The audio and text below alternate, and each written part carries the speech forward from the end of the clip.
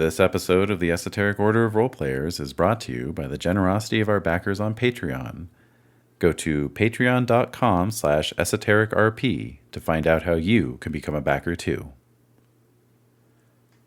We create and broadcast these episodes live on native lands. We acknowledge these are unceded lands, with diverse communities maintaining connections to these places, and recognize their ancestors, their elders, both past and present, and future generations. Learn more by visiting the Native American Rights Fund website at narf.org.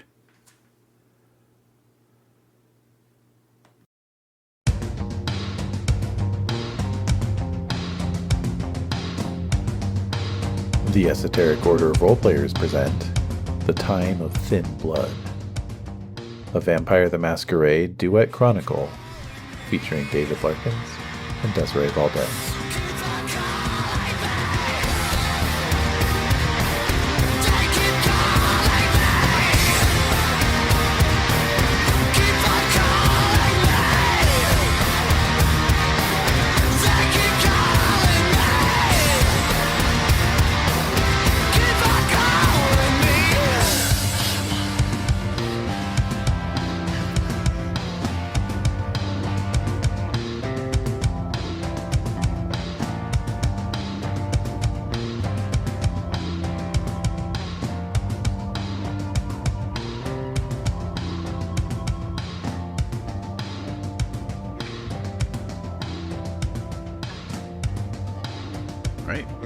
Hi. Hello. We're just jumping right in here. We are. We have a dryer going in the background, so if you happen to hear some clattering, banging machine. Smattering of clattering. That's what that is. Yes. No worries, though. All is well. No worries. Although now you know that our laundry room is adjacent to our game room. Yeah. As so many people's are. Are they? I think is so. Is that a common thing? Basement? Basements, converted garages, you know. Okay. Yeah. I played in a laundry adjacent game room for a few years in my youth, so kind of takes me back. Oh yeah? You know what else takes me back? What? Vampire the Masquerade. What about it? Why is it taking you back? How could it not? Set in the 90s. That's true. It's funny. It's almost like, what? I don't know where you're going with this. I'm just letting it play out. I'm just riffing. Oh, okay. No, but it is funny because, you know, I hadn't really planned for it to be this way, but reading the materials that I've been reading, okay, covering, you know, this period in vampire lore, I don't know. It's just, it's really obvious when I think about it, but it's like, oh yeah, if I set the Gehenna stuff at the time that it was being written about, then I don't have to do any adjustments for, like, for instance, reading up on the section on Las Vegas, since you were talking about going to Las Vegas, you know, and it's talking about various landmarks or the fact that the New York casino was the most recent casino on the Strip, you know, stuff like that, right? And it's like, oh yeah, I guess it would have been. I don't have to make any mental adjustments or go on Google and find out what is the most recent casino. Why wouldn't? Well, I don't understand. Why wouldn't you? You don't remember every single thing that happened in your life, so right. Why would you remember that? No, what I mean is like let's say that I was running this chronicle in the 2020s, but I was wanting to use the material from those books. I'd have to then adjust. Find equivalents and stuff? Yeah, like what is the most recent casino? Is New York even there anymore? I don't know. I think it probably is. They come and go. I don't know. Yeah. I think it's still around. You should probably look it up right now. No, I will not. I refuse. Okay, hence your point. Yes. You didn't want to have to look up anything. Correct. Yeah. Anyway, how are you doing? I'm fine. Looking forward. You're tired. Okay. As usual. As tired as the last time? You're going to be yawning? I don't know. I was yawning because I was... exhausted. I was tired. Yeah. I don't know what to tell you. No, it's fine. It's fine. Well, again, I hope I can invigorate you somewhat with the... You do every time. You do every time. It's fine. It's... swashbuckling vampire action. Swashbuckling? I don't know. You know, you've leapt from balconies from time to time. I have. It's true. My energy will pick up. Okay. It's just an uphill battle against perimenopause. That's all. It's an uphill battle against middle age, man. I mean, I'm right there with you. I'm tired too. Well, we're tired for a lot of reasons. Exactly. And yet, see, this is the cruelty of aging, right? Because I have my shit together speaking of nostalgia, I have my shit together much more than I did 25 years ago. Cool. So I can actually run multiple games. I can have multiple pots boiling on the stovetop and not burn anything, so to speak, both literally and metaphorically. And so I find myself running a lot of games these days, and yet I don't have the same energy as I had 25 years ago that would enable me to run all of those games without feeling exhausted. But this is the game currently that I'm most excited for, as I believe I've mentioned before. So I'm looking forward to it. Okay. Any thoughts from the last session? Well, it's been a day.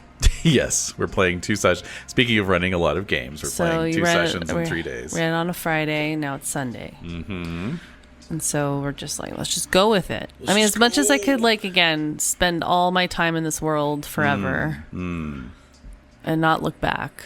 Yeah. But what makes it special is that we don't hang out here and belabor it and get too comfortable. That's true. We're here to tell the story. That's true. We're here to explore the characters, explore the setting. We're not getting too comfortable. We don't play to find, to just sit and be stagnant.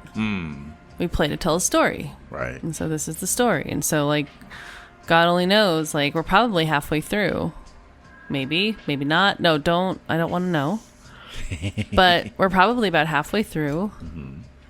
And as frustrating as that is, because I would love to hang out here forever, I just also think there's something to be said for limiting yourself and just being disciplined about that. Yeah. And there's look, people play for all different types of reasons, but we mostly play to tell stories.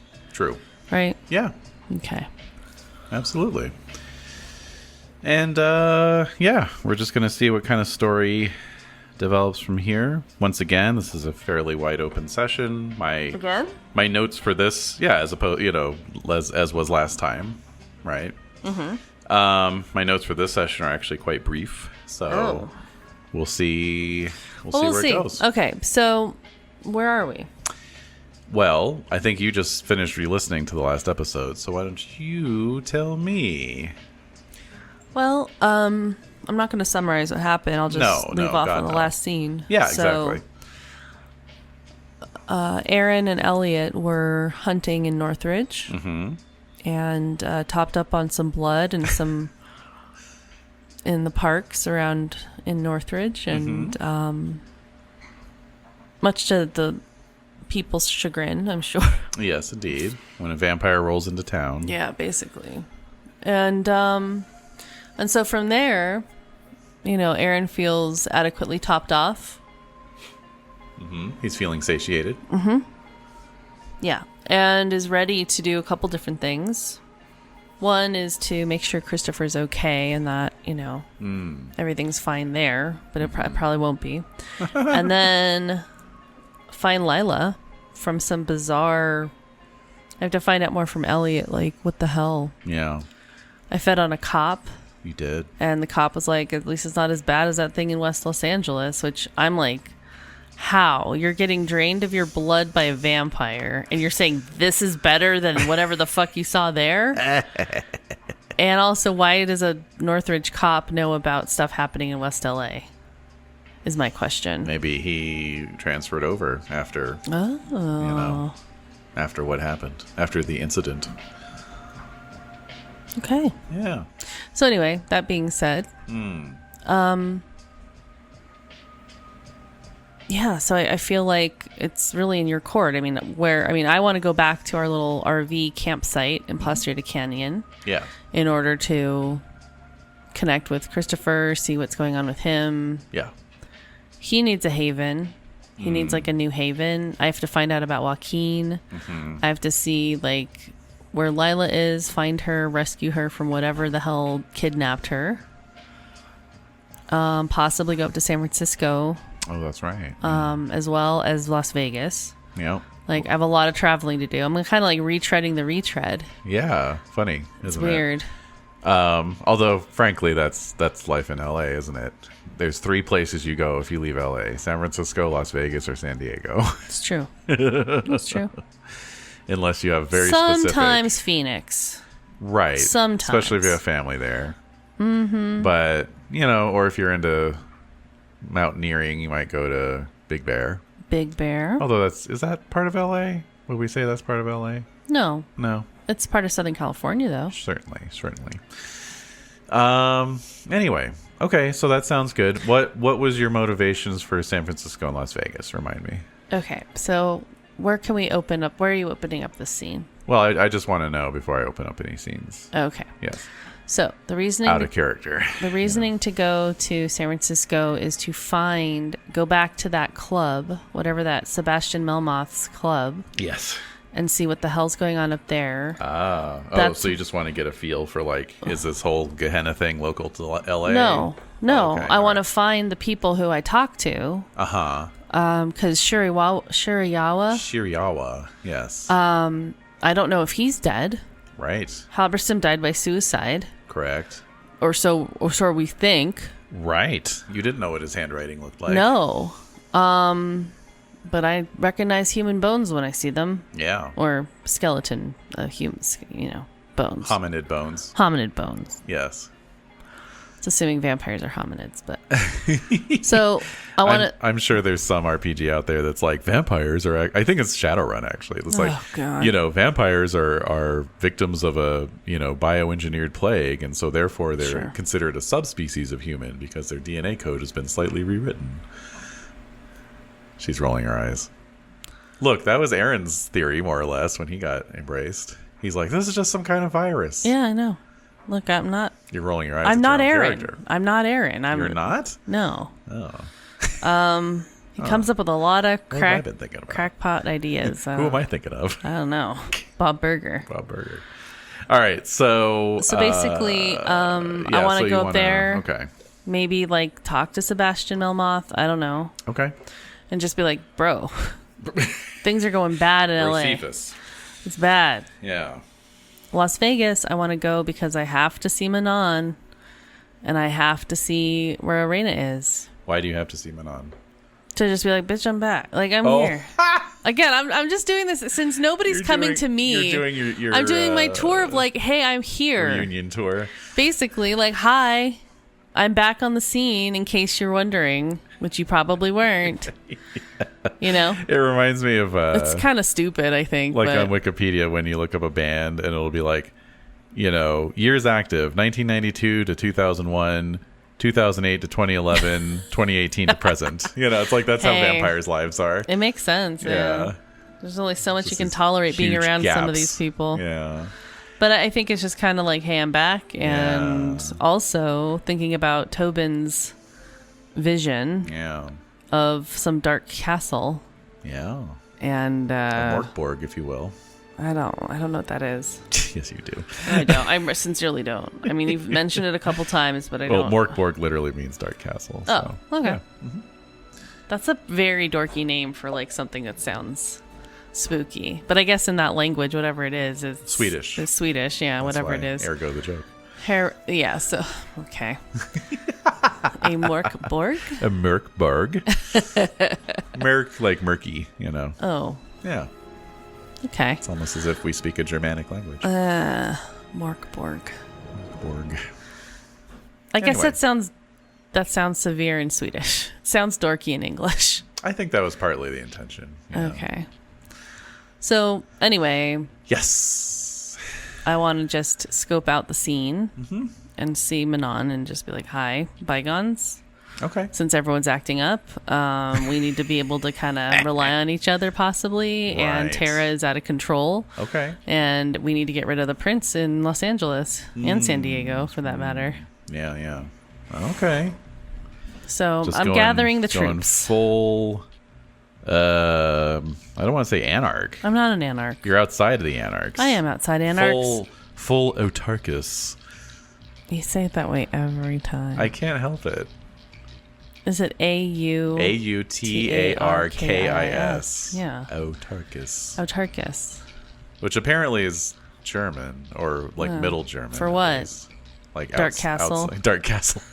You beat me to it. I think it's like outsider or something like that. Yeah. Or outside. Yeah. Anyway. It's almost like we have a Germanic. New language. All right. So Speaking of Middle German, by the way. What? This is completely apropos of nothing you've just been talking about, but I did want to mention it. So, eyeballing this revised Kindred of the East, whatever, Restless, what is it called? I don't know. I can't read Relentless something? I can't read the Relentless Age. The Relentless Age. Okay. Yeah, I don't know. I know in our patron exclusive conversation about where we wanted this Final Nights trilogy to go, I mentioned... Which again, don't hold me to any of that. No, not at all. We'll do another one before the next Chronicle. But I mentioned that how the Gehenna book was like, just look at this as an opportunity to play other types of World of Darkness games for a little while. You know, like go back and revisit some other games that you haven't been playing. Which is a weird thing to say since they're canceling the entire line, but whatever. That is very odd. It's like they're just throwing people off the trail. Yeah. Like, it's fine, guys. It's fine. No, really. I mean, you got the books on your shelf. You might as well keep playing it. Which is very naive. Very naive. Your naivete is alarming, my friend. But anyway, I guess I am kind of thinking about that just in the sense of like, yeah, like there's a lot of good material in this book, The Relentless Age. It'd be a lot of fun to play like a Hungry Dead or one of the Xian, the spirits. So there's that. And we'll be encountering more of that material, much more of that material in our next Chronicle, actually, speaking of which. But veiny stuff? Okay. But also, man, just thinking about Dark Ages again, you know? What about it? Constantinople by night, baby. I don't know. It's calling out to me. I know. You want to play like a medieval vampire. Well, I don't even necessarily need to play it. I could run it, you know? You always run everything. I know. But nevertheless. It interests you. The setting interests you. Yeah. Well, Vampire of the Dark Ages was actually, I don't know if I've ever mentioned this, that was actually the first official World of Darkness book I ever personally owned. Yeah, I remember. Right? Yep.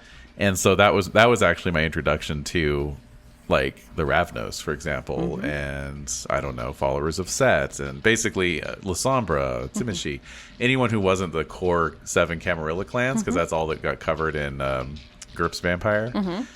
I was like, Ravnos, Timishi. Yeah, know? Right.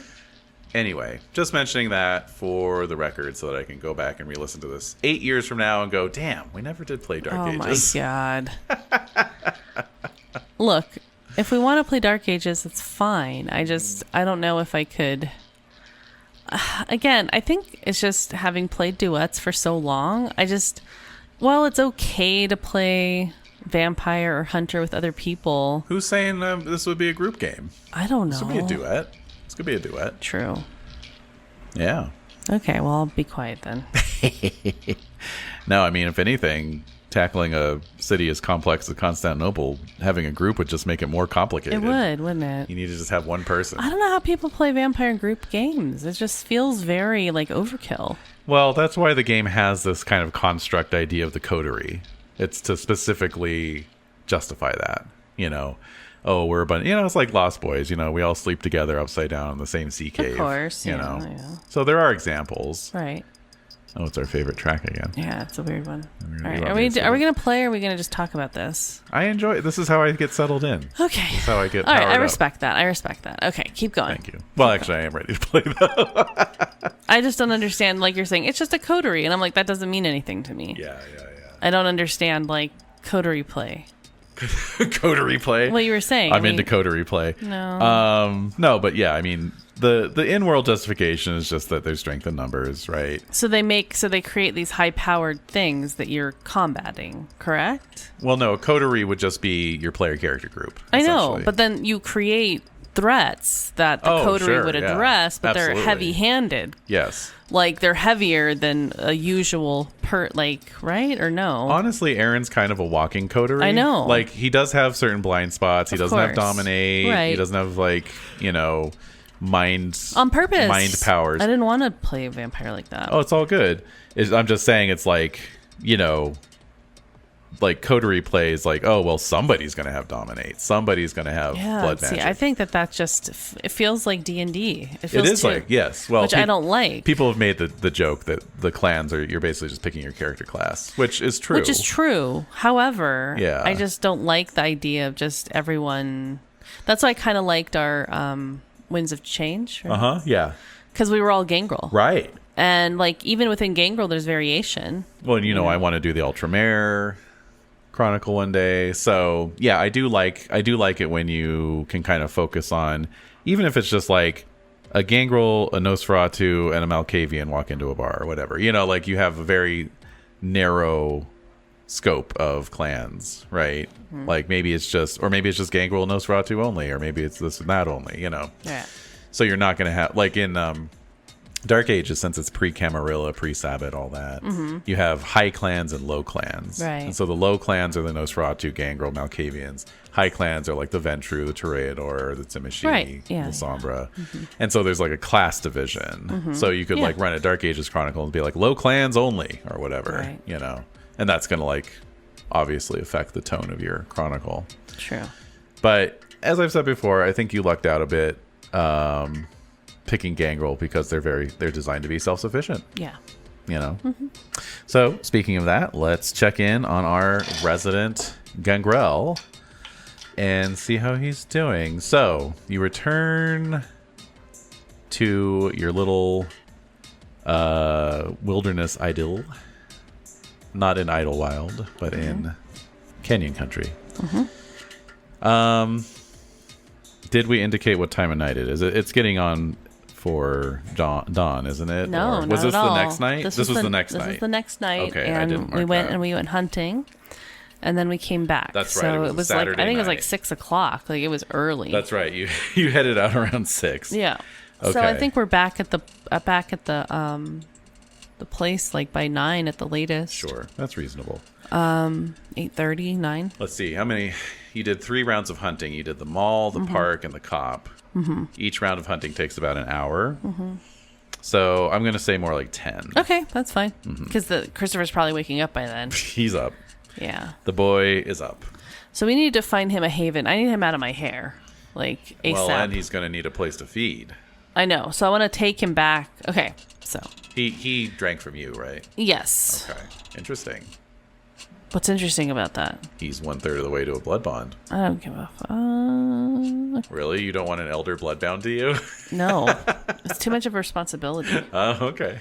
I don't... See, Aaron doesn't think in these ways. Correct. Like how I can bend somebody to my will with this bullshit blood magic. Right. He's like, I'm a vampire. Oops. And I made some bad life choices. Oops, like I'm a vampire. Going and having fun with my friend. And I became a vampire. Pledged allegiance to fun. Not yet. Oh. Maybe, I don't know, maybe someday. He's not having very much fun right now, is what I'm saying. Certainly not. So I think what I will say, okay, so we get back, right? Yes. Okay. So your headlights cast their beams over the glen, the encampment, the dirt lot, if you will, with the dark hills all around you, rising wild, and indeed, as your car is kind of swinging around, and the beams are coming around, there's Christopher just standing right in the middle as your headlights illuminate Children of the Corn yeah, style. exactly, just staring at you. So what do you do? Get out of the vehicle. I'm gonna run him over with the vehicle. I could just gun the accelerator right now. And no it one could all know. be over. I feel like Elliot went with me. Yes. Correct. Yes. Yeah. Yeah. You don't have to worry about Elliot's safety yet. But yeah. So he's just standing there. So he's standing there. I get out. I'm like, hello. Gone hunting, did you? Yeah. Very good. Did you bring me anything? No. His eyes narrow a little bit. We're gonna find you a place tonight. Oh, very good then. Where do you like to? He looks at Elliot. Hello. This is Elliot. Elliot, this is Christopher. Uh-oh. So Elliot gives a nervous nod of acknowledgement, And Christopher's like staring at him, but is addressing you. And he just says, "Friend of yours, Friend of Arena's. the Ravnos. Yes. Is he trustworthy? Absolutely. Would you swear your life to it? Your unlife?"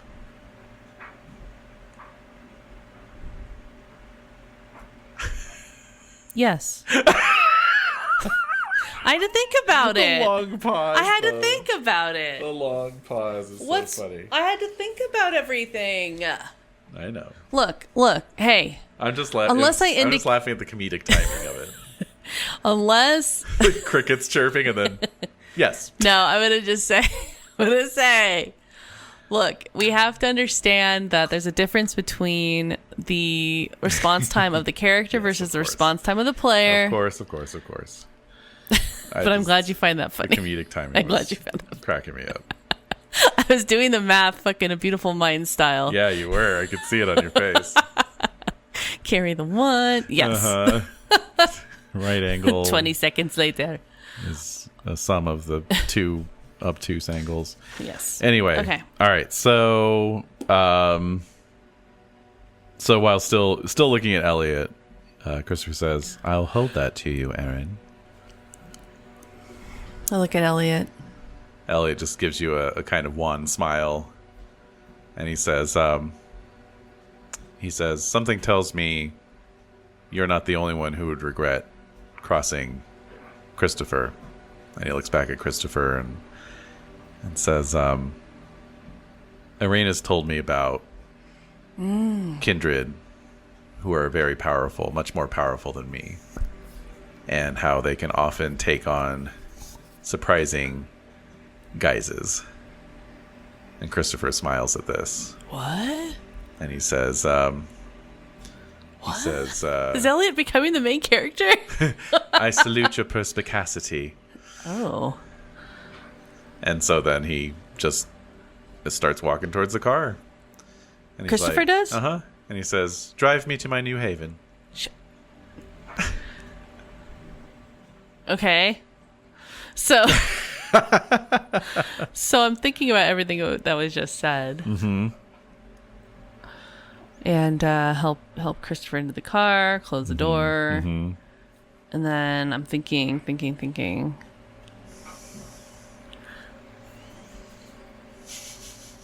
Where to go? Yeah. Where are we going to go? So I start the Forerunner. Mm-hmm. Head downtown. Start driving. You're gonna have time to think. Start driving, sure. but talking. So I'll say, "All right, Christopher. Mm-hmm.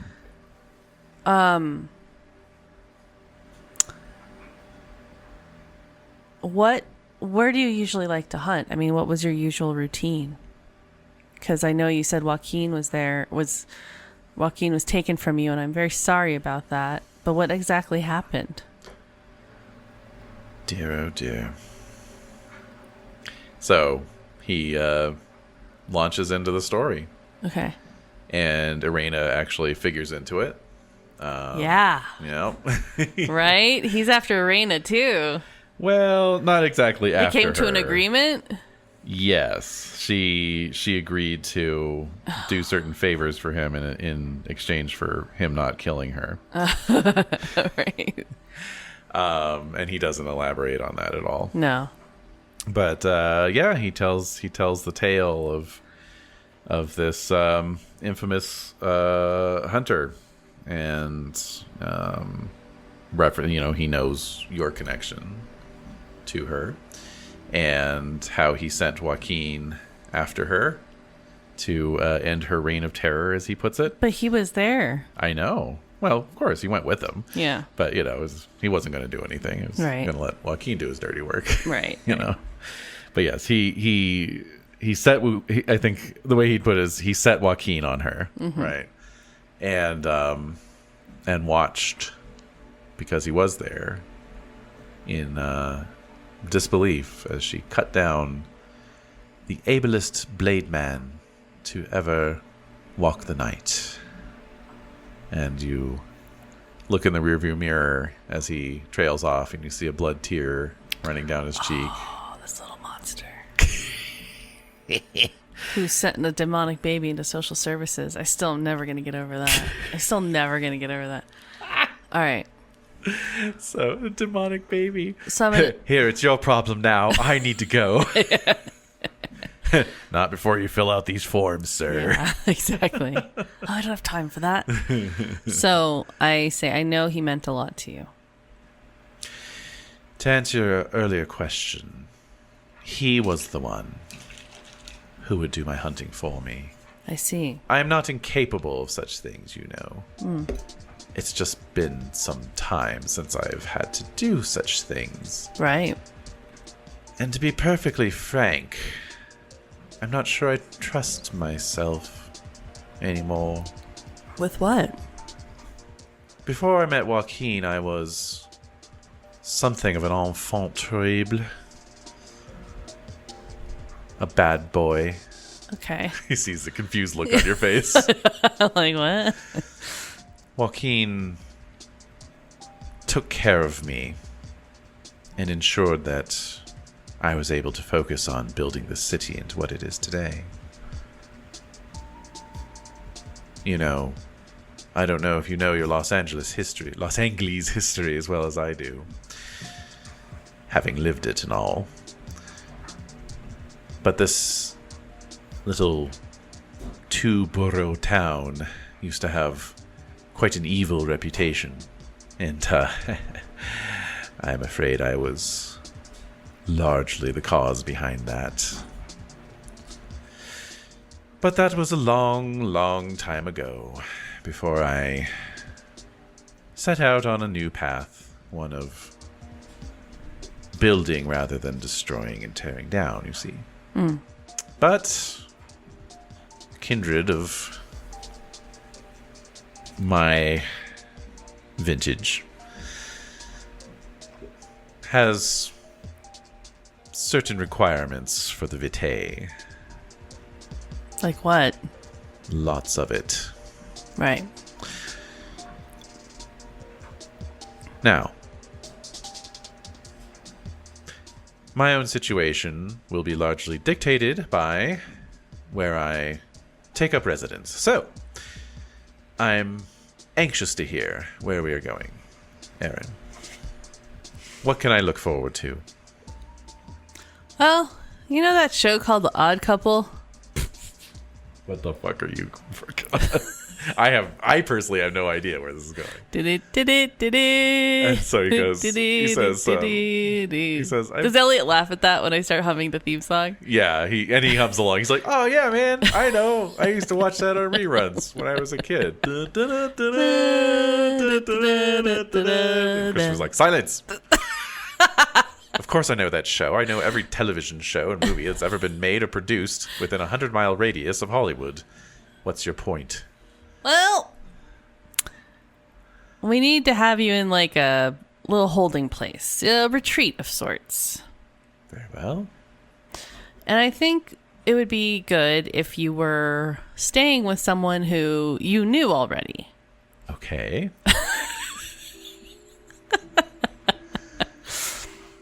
Someone who isn't necessarily part of the kindred community, but who's adjacent to it. I see where you're going with this. So we're driving. So he says, a ghoul? No way. You can't trust a ghoul. Well, you can if you raise them, right? Yeah, well, speaking of, like the demonic baby that's being raised by God only knows who in my absence. I still can't believe you did that. That was the best option? The city's still standing, isn't it? It's true. But not for much longer. Obviously, nothing untoward has occurred. All right. So at that point, we're getting off the off-ramp. Probably... see, I need cross streets. I need a map. You know where we're going. Let's see. Would you like to consult the Thomas guide? I would like to consult it. There you go. Thank you. Heading for a certain hotel? Yep. Certain iconic hotel? That's right, baby. Interesting. I was wondering if we were going to get the Sam Morningstar faction back we have to. into play. I love him so much. I love him so. I loved him in that thing I saw him in. How interesting. What an interesting 42. turn of events. You're now you're like Christopher. You're like, oh shit. Well, I just know what Sam's up to, and I know what's going. I know what lies in store for him, and therefore, won't that be interesting? I don't know. I have no idea. I'm doing this for you. Okay. You're doing it for everybody. Let's see. Doing it for the world of darkness. I am. So I guess we'd get off around Olympic or Wilshire. Probably Wilshire. Wilshire, yeah. So at the 2, we got on the 2. Sure. Eventually. Yeah. Yeah. So. Yeah, you take the 14 to the 210 to the 2. Right. And so we get off maybe on Beverly or wherever it is. Wilshire, yeah. And pull up outside and park the vehicle. Be like, let's go pay Mr. Morningstar a visit, shall we? Okay, I have to think about this. Okay. I have to think about what Christopher knows. Uh-huh. And then how he would feel about it. Because otherwise, I said, we're going to find just an abandoned house. Well, sure. Classic. Probably. I can't take him to any of the usual. I can't take him to the last round. I can't take him to the Griffith Park. I can't take him to, yeah. This is it. And I'm not taking him to Derek's. I'm definitely not taking him to Derek's. I love that you are like the proverbial what uncle or older brother who's been put in charge of the kid and is trying to figure out where to dump them off for the evening. I got shit to do. That's right. I don't have time to babysit an elder. And he's like, it's like, well, I can't take him to Susie's because she's out of town, and I can't take him to so-and-so's because he's probably getting drunk as we speak. Yeah, and exactly. Mm-hmm. All right, so... And again, you show up outside your ex-girlfriend's house. Can you take this? What? No. No. Get the hell out of here. The kid's your responsibility. That's right. I'm not going to bail you out It's again. like 3 Men and a Baby when they try to like pawn the baby off on like all these women, and the women are like, no. That's totally what I'm thinking of. You're like, right. we're not doing that. I'm just going to... No, like, you have this baby. It's your responsibility. Get into it. Love it. Birth control exists for a reason for now. Right. Well, whole other issue in the world of darkness. In the world of darkness, birth control is plentiful. In the world of darkness, and everyone birth has control access. was never a thing. No, it's never a problem. I was going to say it was never a thing. Wait, what? Why? Because it's the world of darkness. It's got to be worse than our world, right? No, we're not doing that. Okay. No, it's all right. It's very available. Birth control is plentiful. Yes. Got it. All right. So anyway, he's quiet for a minute. And I'm like praying. I'm like, I'd be crossing my fingers if I could. Just like, maybe this will work. And he says... Because otherwise, I have some other ideas too. He says, Mr. Evans, sometimes I wonder if you truly are an idiot savant. He is. It's true. It might be his new... nature. Idiot savant. Hey. No, he's a rebel. Okay. He's a rebel. He'll never ever be any good. No. Just because he doesn't do what everybody else does. Come on. Mm-hmm. That's no reason why you can't give him all your love. That's right.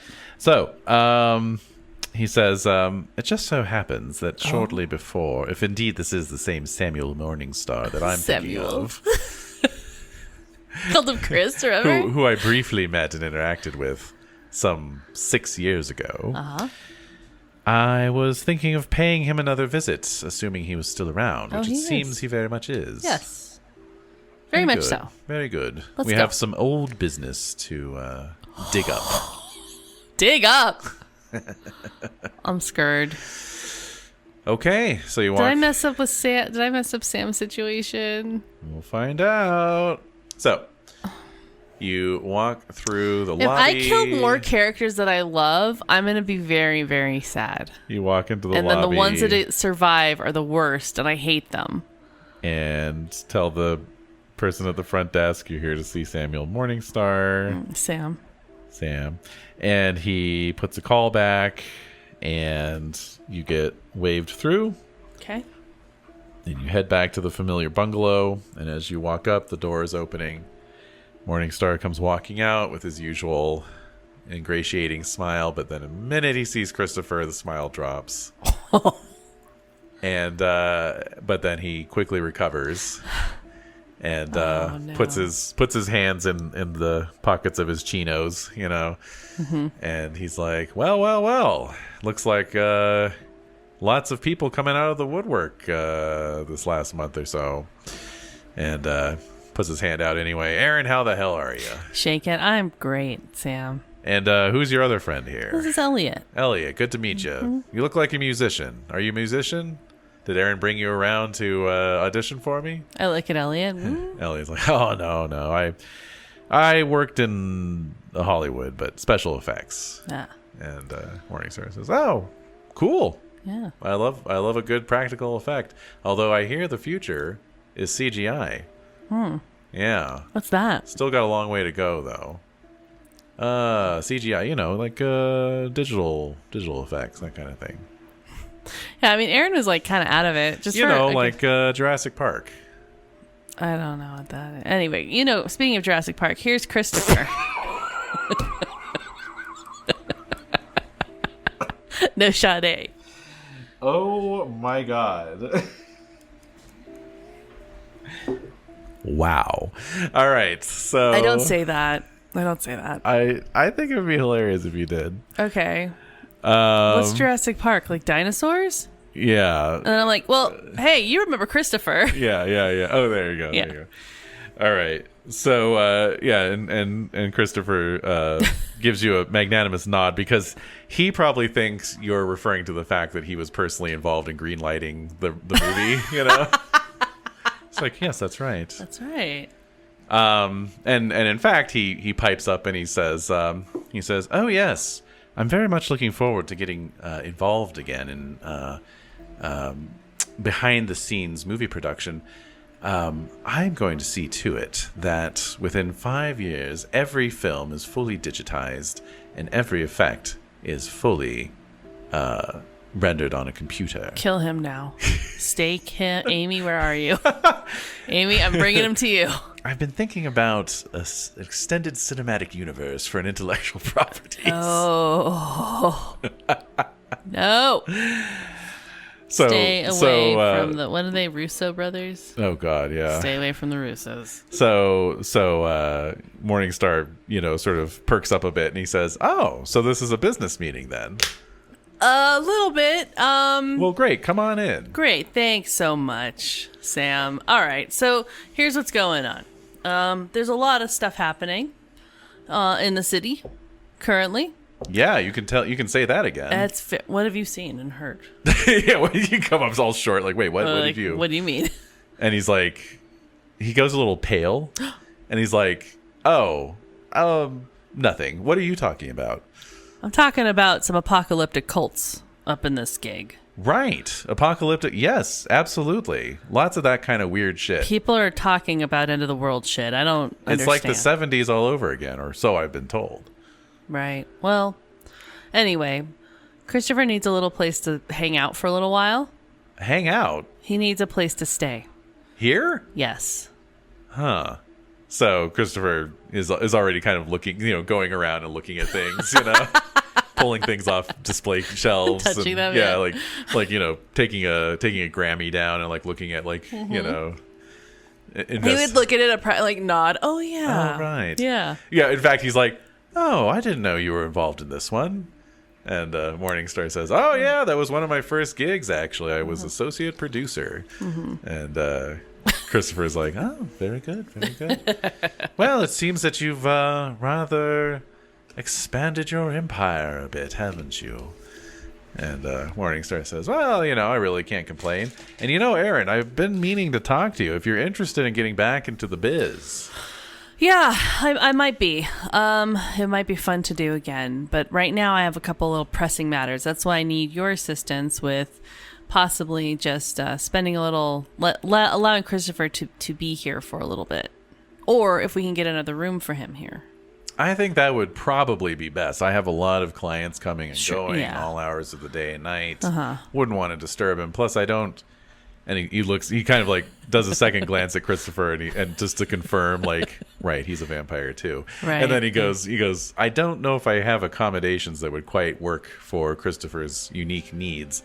But, the people here, the staff, they will bend over backwards. So, Chris, whatever you need, we'll make sure we accommodate it. So what does Christopher say or think? Or what does he do? What does he think? So, yeah, he looks back over and just gives this, little smile, and his fangs are, halfway out. And he says, "That sounds just fine. I'm sure I can make a wonderful home here for a time." Okay, well, let's figure out a way to get you a room. Shall we? Lovely. I'll leave that to you, Aaron. Sure. So I'm going to go. Elliot, just keep an eye on him. Elliot's like, oh, God. Yeah. So he's just every moment since you encounter Christopher, he's just been thinking to himself, please don't let me die. Please don't let me die. I'm going to shit myself. Yeah. Okay. I'll be right back. So I'm going to go to the front desk. All right. What requests are you going to put in? How are you going to build Christopher's dream home? Well, I think he needs a room that is more. Do they have more than bungalows, or is it just bungalows? Oh, they have a whole hotel. Yeah, that's what I so thought. there's a whole premises that has a classic hotel. Yeah. Buildings, and there's bungalows that are Yes. on the premises. Yes. As well, in addition to the amenities. Right. The Beverly Hills Hotel and Bungalow. Or in bungalows. Okay, cool. I'm just kind of looking at their little thing here. They've got 210 rooms and 23 bungalows. Yeah. Well, what do you think Christopher would like? Probably a bungalow. Okay. Plus, once he just needs to get in, and once he gets in, he's gonna dominate the fuck out of everyone. Right, exactly. And everyone he's will gonna have he's gonna have the whole hotel working for him. That's right. That's really creepy. Isn't it creepy as hell? Okay. God, this is what you guys, this is what vampires represent. Just this really creepy infiltration of everyone. Yeah, don't invite them in. Dude, you saw Sinners. You guys, you saw Sinners, I hope. Those of you listening, if you haven't seen Sinners, go see it. Yeah. Or stream it. It might be streaming by now. Streaming, yeah. Just see it. Get into it. Stream it. Love it. Believe it. Believe it. Sinners. Also loved it. And just go see it, you guys. All right. So, anyway. All right. But they infiltrate everything. Yeah. So I'm like, he's going to be their problem now. I don't. It's fine. It's a fair point. I just need a bungalow. Okay. So I'm going to see if they have one available. Okay. They have 23 of them. It is December, so it's off season. Yeah, it is off season. All right, give me a Let's do charisma. Yes, because you're not trying to get anyone thrown out. No. You're just hoping that maybe they'll be nice and say, "Oh, very well then." Well, we have one available. We have one available. Yeah. Charisma plus empathy. Streetwise? Nope. Oh, subterfuge? No. Subterfuge. Yeah. Actually. Really? Yeah. Yep. Oh, shit. I knew there was another one besides empathy. Okay, subterfuge, and I'm going to spend a willpower because I need this kid out of my hair. Yeah. Okay, and... So I'm going to say the more successes you get, the sooner it'll be available. Oh, no. All right. And so I have disarming with my charisma. Okay, so 10s count as 2. Oh, and friendly face. Oh, friendly face. Would reduce your difficulty to 5. 5, okay.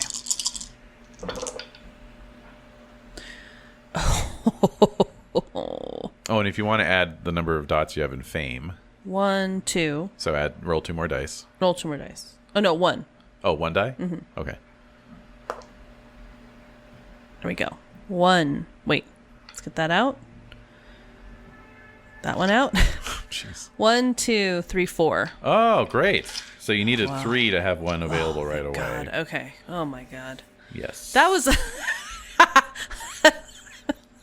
What? I love when some of these more benign moves, they seem like you're trying to get a reservation. Life or death. I need this or else. God, you have no idea how much I need this. It's so silly to me. It's just so funny just how the game's like, oh, did I win over the front desk person? Like, 11 o'clock on a, what day is it? A Saturday. December. Oh, on a Saturday. Oh, yeah, it's December 5th. Okay. So you're far enough out from Christmas and Hanukkah. Exactly. But the lull you're in that after lull Thanksgiving. between Thanksgiving and Christmas. It's winter, so it's the off season. Yeah, I think it's still raining outside. Yeah, it's definitely been damp. Mm-hmm. So the clerk says, yes, we do have one opening available.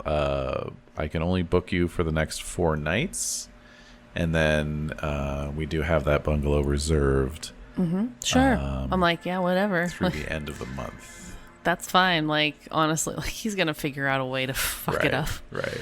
So, like, yeah, that's perfectly fine. It's just, my nephew, he just needs a place to stay. Oh, and you'll be staying with him, I'm sure. Yeah, we have a chaperone, and I'll be checking in from time to time. I just don't have any room in my apartment. I see. Well, we're going to need you to sign as his guardian? Yeah, absolutely. I see. Very good. And we'll need a major credit card as well. Okay, yeah, I got one. Diners Club. No, you do have resources, so we can assume you have a Amex Gold card or something. Something sufficiently impressive. Yeah. You can slide across the counter. So you spend I feel like it's still under Wade Bell.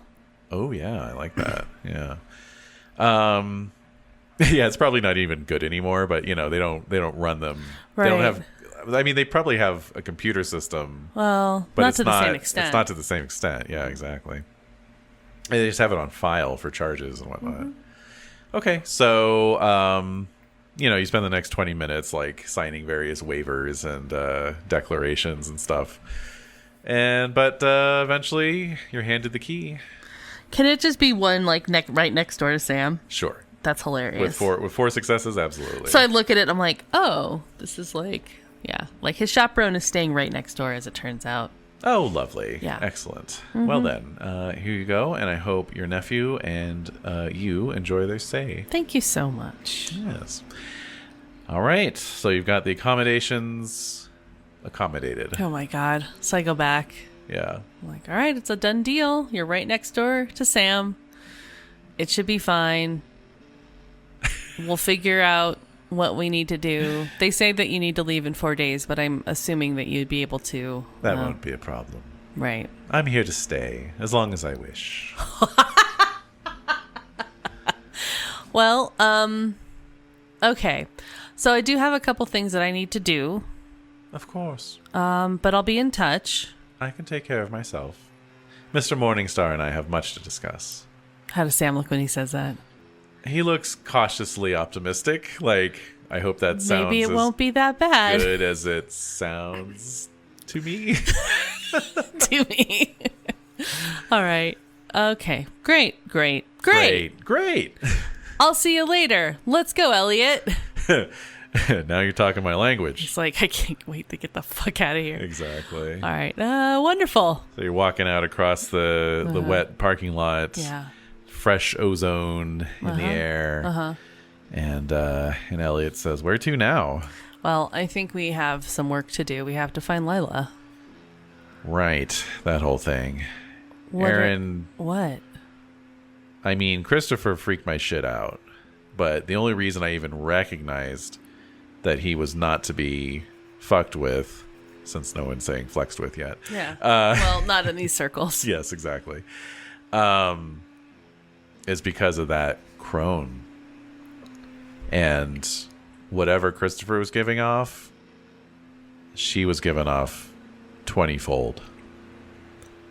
If you can't do it, it's fine. I'll do it myself. It's not that I can't do it. I'm just telling you. Like, if I believed that gods walked the earth, I would say I met a god that night. Well, let's go commune with the spirits then. All right. Where to? We're going to go back to the place where you saw her disappear. Fine. Well, that's right back where we started. Let's go. All right. Let's go. You're driving. Yeah, I know. I mean, I was driving the whole time. I'm going regardless. Oh, I thought you were talking as you're walking. No, I was going to kick him out of the car if he didn't want to do it.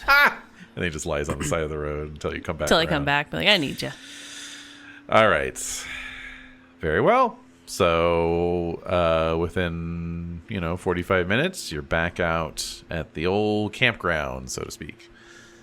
And because Elliot's vehicle's there too. Yeah, he needed to go back anyway. Well, sure. So you're standing out there, and he's pointing out the spot. He says, "Yeah, it was right out that direction. As you can see, there's nothing there. We'll see Not about even that. a trail. We'll see about that. Again, if you want to help with this, that's fine. I don't hold it against you if you don't. And if you want to just stay here, that's fine too. I'm going to see what I can do." This Nice. is not the music we want. I don't know. The timing of that was funny. I'm going to see what I can do. Bam! All right. I'll skip it. Needs more spooky ooky. All right. Very good. Nope. Dark drum and bass. Should be okay. All right. So what's your plan exactly? Necromancy. Oh my. I have some matches. I found some matches in the RV. That's right. And you have a matchbook that I have a matchbook from that what's her name gave you? Marguerite. Marguerite. I always want to call her Monique for some reason. Oh, that's funny. Yeah. And I have some necromantic powers. All right, necromantic powers, ahoy. So let's go back. What do you got? I have 1 dot of necromancy. The Path of Ash. Right. Path of Ash. I have Animal Ken as well. I have Stealth, Survival, and 1 in Occult. Okay. I have some Perception and Wits. So it's just a matter of time. Like, let's do this. Okay. I want to see what I can see in the outside, in the other realm. All right. Let's get into it. Mm-hmm.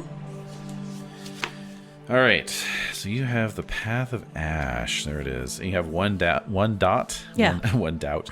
Do you have any rituals that you know, or? Yeah, it was the ash and the eyes and the Right. putting stuff over my eyes and Okay. Let me see here. being able to see. The eyes with the eyes and the hey hey and the ho ho. Let's see here. Business power. Okay, so 1 dot is Shroud Sight. It allows you to see through the shroud, the mystical barrier that separates the living world from the underworld. That's it. You can spot ghostly buildings and items, the landscape of the so-called Shadowlands, and even wraiths themselves. Yes. However, an observant wraith may notice when a vampire suddenly starts staring at him, which can lead to unpleasant consequences. Yeah, they don't like it. They're not into that, but I am. Okay. All right, and then let me just see if you had an actual so there's blood magic's weird, and necromancy and all these. They're weird because it's like you have dots that represent, I don't know, powers, spells, whatever. But also rituals. Right. And I'm just checking to see if any of these ring a bell. The one with the shroud sight. Causes target experience. Okay. Yeah, I guess so. I just don't see anything about the ash part. Maybe I just made that up. You probably did. For a fact. It's fine. Okay. It totally works. Cool. I like it. All right. So, yes, you have some matches Marguerite gave you. So, you're going to make a little fire. Mm-hmm. All right. Let's do a Rote Shrek test there. Some courage. Okay. Maybe I'll do a little dance around the fire, like how Manon taught me to do the fire dancing. The fire dancing. Yeah. I don't want to start a wildfire. No, you definitely don't. So does it have to be like a giant bonfire to it does, dance around? yeah. Oh, fuck it then. Okay. Fuck it. I'm not creating a bonfire. Okay. It's soggy. The difficulty will just be 3. So, courage. 2. Okay. All right. So you light up a match. You gather the driest tinder you can scrape out from under the RV, and burn it. Let it burn down to ashes. Blow on it. Let it cool. Take the ash, the still warm ash, and rub it across your eyes. And you're going to roll perception plus awareness, difficulty 7. Perception plus awareness. Difficulty 7. Let's see. I'm just looking at all my stuff here. Mm-hmm. Okay. I'm going to try it. If not, then I'm just going to go on a hunt. Difficulty 7. Yes. All right. Let's see. Perception is not special. No. Awareness is not at all. Okay. So 1, 2, 2. 2 successes. Okay. It's respectable. It is respectable. It's enough. It's enough. So you're looking around, and you're looking at the same landscape, but it's all very dry. Dry, yes, mm-hmm. Dry, not rainy. Mm-hmm. Gray, mm-hmm. Ashen. It looks like you're standing in the midst of like area that was burned over by a forest fire. Okay. And fittingly, out here in the wilderness, you don't see any spectral figures mm-hmm. roaming about. Mm-hmm.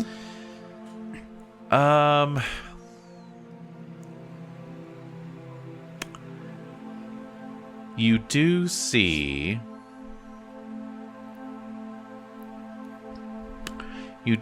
some like inky black shadows sort of clinging like oily tar dripping down off of some of the dead bushes in the area that Elliot indicated. Mm-hmm.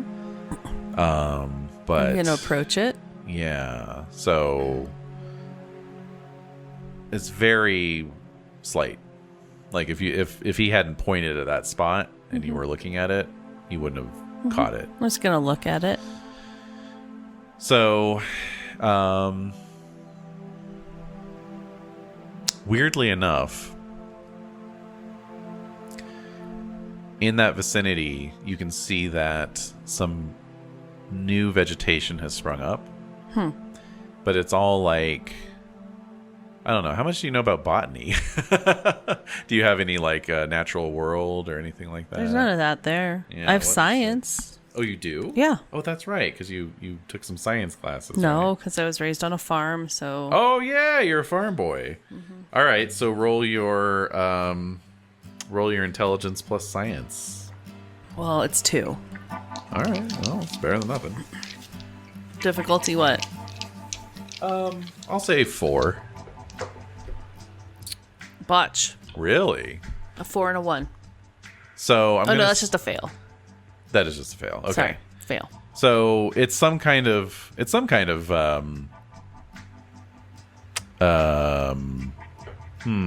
I'm thinking. Boo. See, I don't know a whole lot about botany either. Ah, lovely. Okay, I'll say this. You know it's some kind of member of the nightshade family, but you're not sure what. It's not a mushroom. No. It's not a potato. Right. It's not a tomato. Definitely not it's that. It's not an eggplant. No. It's mugwort. Could be mugwort, could be belladonna, could be wolfsbane, could be... Wolfsbane. Yeah. Could be mistletoe. I'm going to pluck it. Okay. Look at it. Smell it. It has a sort of, sweet, acrid aroma to it. Wormwood? Maybe. Maybe indeed. The fuck? Can I roll some more occult or some... Yeah, do me intelligence plus occult. Why am I int on this? It represents your knowledge base. Dumb. I know, you're a dummy. I also have medicine. Is that better than occult? No, it's the same. Okay. But I also have investigation. Yeah. Difficulty... 5 this time. Cool. A 5 and a 1, just like I rolled a 4 and a 1 last time. Oh, so the 1 cancels the 5, sadly. Fuck. All right. Yeah, it's you can't put your finger on it, but you could always ask someone else. This isn't helpful. Well, I throw the plant down. Yeah. I'm like looking around, trying to find a sense of presence. Give me perception plus awareness again. Okay. But this time difficulty 6. Okay.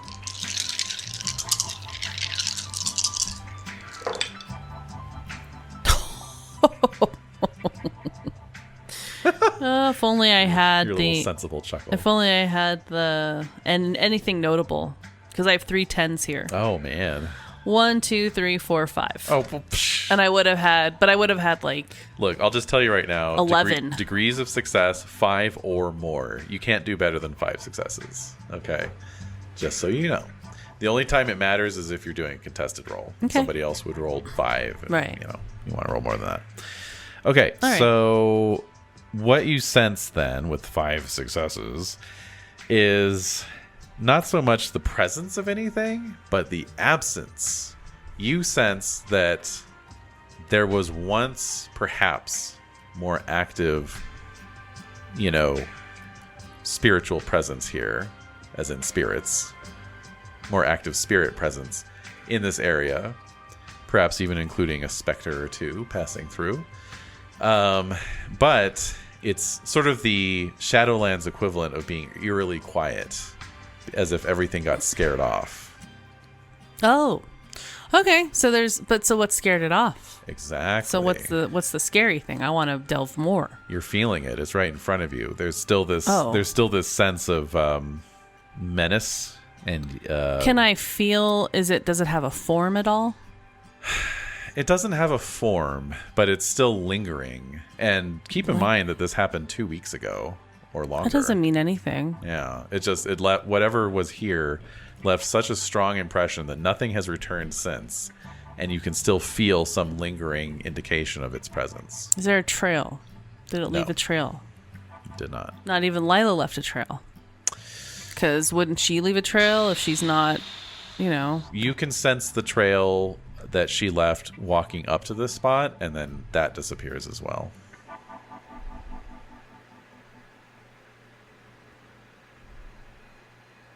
I'm looking up in the trees. All right. What are you looking for? Anything. Perception I'm looking plus for alertness, anything. please. Alertness? Not Yes. awareness? Alertness this time. Okay. Find details. Yeah. Difficulty 7? What? Difficulty is contested, Okay. so we'll find out. Or difficulty 6, and it's a contested roll, I should say. Oh, okay. 1, 2, 3. 3, you say. Okay. Fun scientific fact. I read this recently. What the hell? Tigers. Orange in a jungle. Doesn't make a lot of sense, right? Except that the prey animals that tigers generally hunt, like deer and whatnot, their color blindness, compared to us, sees orange as green. Right. So they're actually perfectly camouflaged. Mm-hmm. They just look like the green and the shadows of the jungle. And so this particular individual is perhaps accustomed to that. Yes, we're doing a crossover. It's the Predator from Predator. Yeah. Hell yeah. So this particular individual is perhaps accustomed to blending into their surroundings. Oh, no. But they're not accustomed to being viewed through a different color spectrum, aka the Shadowlands. And so, because you can still see Elliot. Yeah. Like he's standing there. Right. And it's Oh, he came along with me as I did. No. But what I'm saying is, I think I've described it before as like when Frodo puts on the ring. Yeah. Right. It's kind of like you're in this other realm. Right. And you can see things that you can't see in the normal waking realm. Right. But you still see people who are in the waking realm. Okay. The non-shadow lands. Yeah, but he didn't come along with me. No. But you see him standing there, and he looks all gray and like in the pallid. distance. Yes. Yeah. Okay. Yes. Yeah. What I mean is when you look around, you Yeah. can still see Elliot. Okay? Thank you. Okay. Just wanted to. So you're looking up into the hills, and of course here you're seeing all these trees. They look dead. They look burnt up. Right. Whereas they have their foliage. Yeah. In the real world, in the material world. Mm-hmm. And so you can see lurking up amongst the bushes, watching you, is your old pal Mauricia. Fuck you. God damn it. She's still following you. I was all excited. Thought it was something cool. Oh my god, she's cool. No, she's not. You're right, she's not. So I'll look up and I see her. Mm-hmm. I go, I need some help. She looks confused, but then starts coming down. And do you want to switch back into the material realm? Nope. Okay. So she approaches you, and she says, "I'm not accustomed to being the hunted." We're not hunting you.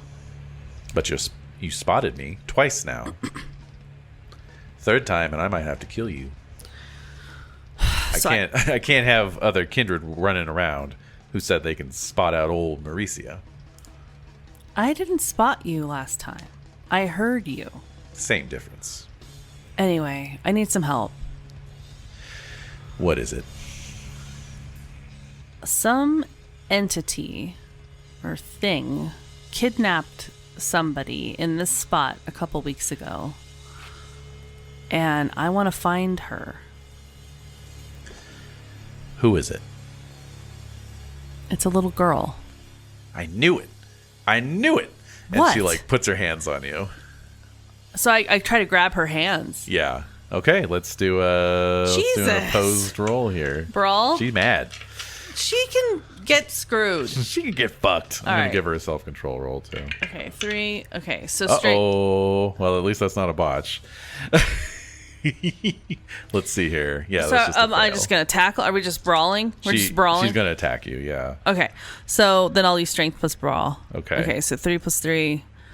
Dexterity. Okay, so 3. I got my claws out already. Oh, really? Yeah, claws are out. Spend blood. Yeah, I know. She's going to get hers out then, too. Okay. I don't know what the hell. I didn't even know it was a little girl. I don't know what the hell. A little girl. So she's just attacking me? Okay. All right. So what are we doing here? So, we have to roll initiative. Oh, what am I okay. doing? Dex plus wits plus 1d10. Okay. So I have a 10 plus 1d10. Dex plus wits. Okay. Dex plus wits, which gives me 10 plus a d10. You have 5 wits and 5 dex? Oh, you have a lot of celerity and shit. I have celerity. So you have Dex 3 plus wits plus celerity. So I have 3 wits, 5 dex, 2 celerity. 2 celerity. So Cool. 1d10 here. I got a 15. I got a 19. What? All right. Don't mess. Do Okay. not mess. Do not mess. So I have strength is sorry, I'm excited here. Yeah, that's fine. Brawl is dex plus brawl. Homer, you're not listening. Dex plus brawl Okay. is claws out. Yep, that's if you want to do claws. You could also do a sweep or a tackle. Which is strength plus brawl. Tackle, strength plus brawl. So I'm going to just do strength plus brawl because I don't want to have to break my claws out. Sure. I just want to stop her from trying to do whatever the fuck she's doing to me. She's mad. She can... I also have... I mean, if I want to dodge out of her way, though, but she has her hands on me. Well, yeah, but I mean, a dodge would imply to me kind of breaking off. So I don't mind doing that. That's Dex plus athletics for me. Right, correct. So that's going to be 7. Yeah. Okay. Okay. So I'm going to try to dodge out of the way. Okay. Do not this will reduce her attack successes when she attacks. Okay. So what's the difficulty there? 6. 1, 2. I'm swift as well, so that makes the 10s 2. I would say yes. Okay. 1, 2, 3, 4. 4. Okay, great. Okay. Holy shit. So yeah, she's gonna try and claw your eyes out. Jesus Christ. Let's see here. But not with, what did I get? 3 successes. Yeah. So yeah. All right. So you break her grip on you and backpedal. She's like, coming What at is you. your fucking problem? I'm yelling. Yeah. And she's just fully bestial at this point. Okay. So All right. what do you want So to do? claws out. All right, I'm gonna get Elliot involved here as well. No. All right. Okay. All right. So I guess I'll do tackle then. Dex plus wits for Elliot. Strength plus brawl. Strength plus brawl is 6. And we re-roll every round, right? Yeah. Okay. So Elliot. Or should I put my claws out? Yeah, I'm gonna put my claws out actually instead. Okay. So that's Dex plus brawl. Yes. Yeah. So that's gonna be. So let's roll initiative again. Oh no, I didn't. Oh, we have to roll it again. Yeah. I don't think we roll initiative every. Oh yeah, you're right. You're right. Yeah, it's very confusing. Yeah. 17. 13 for Mauricia and 13 for Elliot. Okay. Interesting. One rolled low and one rolled high. All right, so you're going first. You're going to claw her. Yes. All right. So that's Dex plus Brawl, 5. So that's 8. Here's that action you were looking for last time. I was. Look. I'm teasing. Go on, make your roll. Distracting me with this ridiculous shit. Yeah. Well. I wanted to beat, like, Aaron. You're talking about Aaron wanting to beat the shit out of some people. Like, you wanted to get into a scrape. You did, right? Yeah. Okay. Yeah. Okay. Yeah, you're right. Okay. So, all right. So, and again, swiftness. Yeah. I have to add celerity to this. Do I not? Can I add celerity to this? You do add celerity. Yes, you get to. I get to. I'm going to give her a willpower roll to see if I can abort to a parry or dodge, and I cannot. So go for it. Yeah, she's so mad. She thinks I knew this whole time. Right. Like, she thinks I've been hiding this child. Yeah. I don't even know if this child is mine. Like, okay. So what's the difficulty? 6. Okay. With claws, yes, it is 6. With claws, of course, I don't roll any 10s. Okay, let's just get rid of those. 1, 2, 3. All right, well, that's good. So you're going to roll my damage, which is strength plus 1. Strength plus. So your strength is 3. Yeah. So you're going to roll 4 dice plus the 3 successes, so you're rolling 7 dice. Right. I don't know where I put this. I know I just want to write this down, so I have this over. Mm-hmm. Okay. Just 1 second. So sweetly. Damage equals it's strength. Strength plus 1. Strength plus 1. Strength plus 1. What's the 1? So number of dice that you're rolling. So remember, you roll the dice, Total. and the number of 6s you get are the number of wound boxes you inflict. And then plus any successes. Plus any successes, yes. And so I'm rolling 7. Yeah, right now, yes. Mm-hmm. Okay. So you need 6s. 3, 6, 7. I need 6s. Mm-hmm.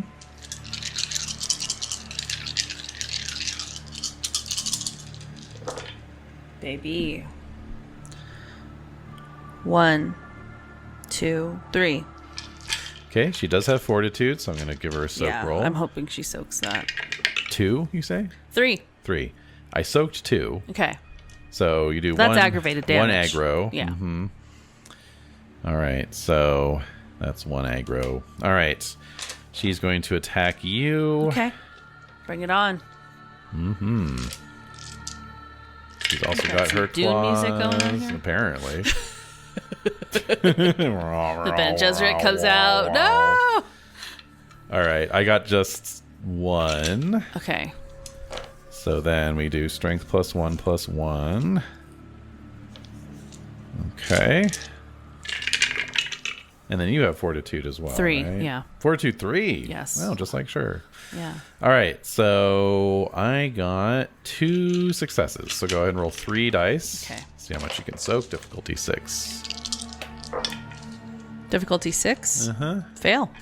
Okay, so you take, what did I just say, 2? Yeah. 2 wound boxes. Aggravated? Aggro. Okay. Aggro. All right, so where does she get me? Like, can we describe the action here? Well, so you got her, right? Yeah. So you're kind of ripping into each other. It's like a dog fight essentially. But Okay. I think maybe where do you get her? Let's start I there. think I would probably go for her. I'd go for her neck. Yeah. Okay. So the claws kind of tear through her neck a little bit. Yeah. And then she's I said she's trying to scratch your eyes out, so I'm gonna say you have a big claw scrape right across your face. Okay.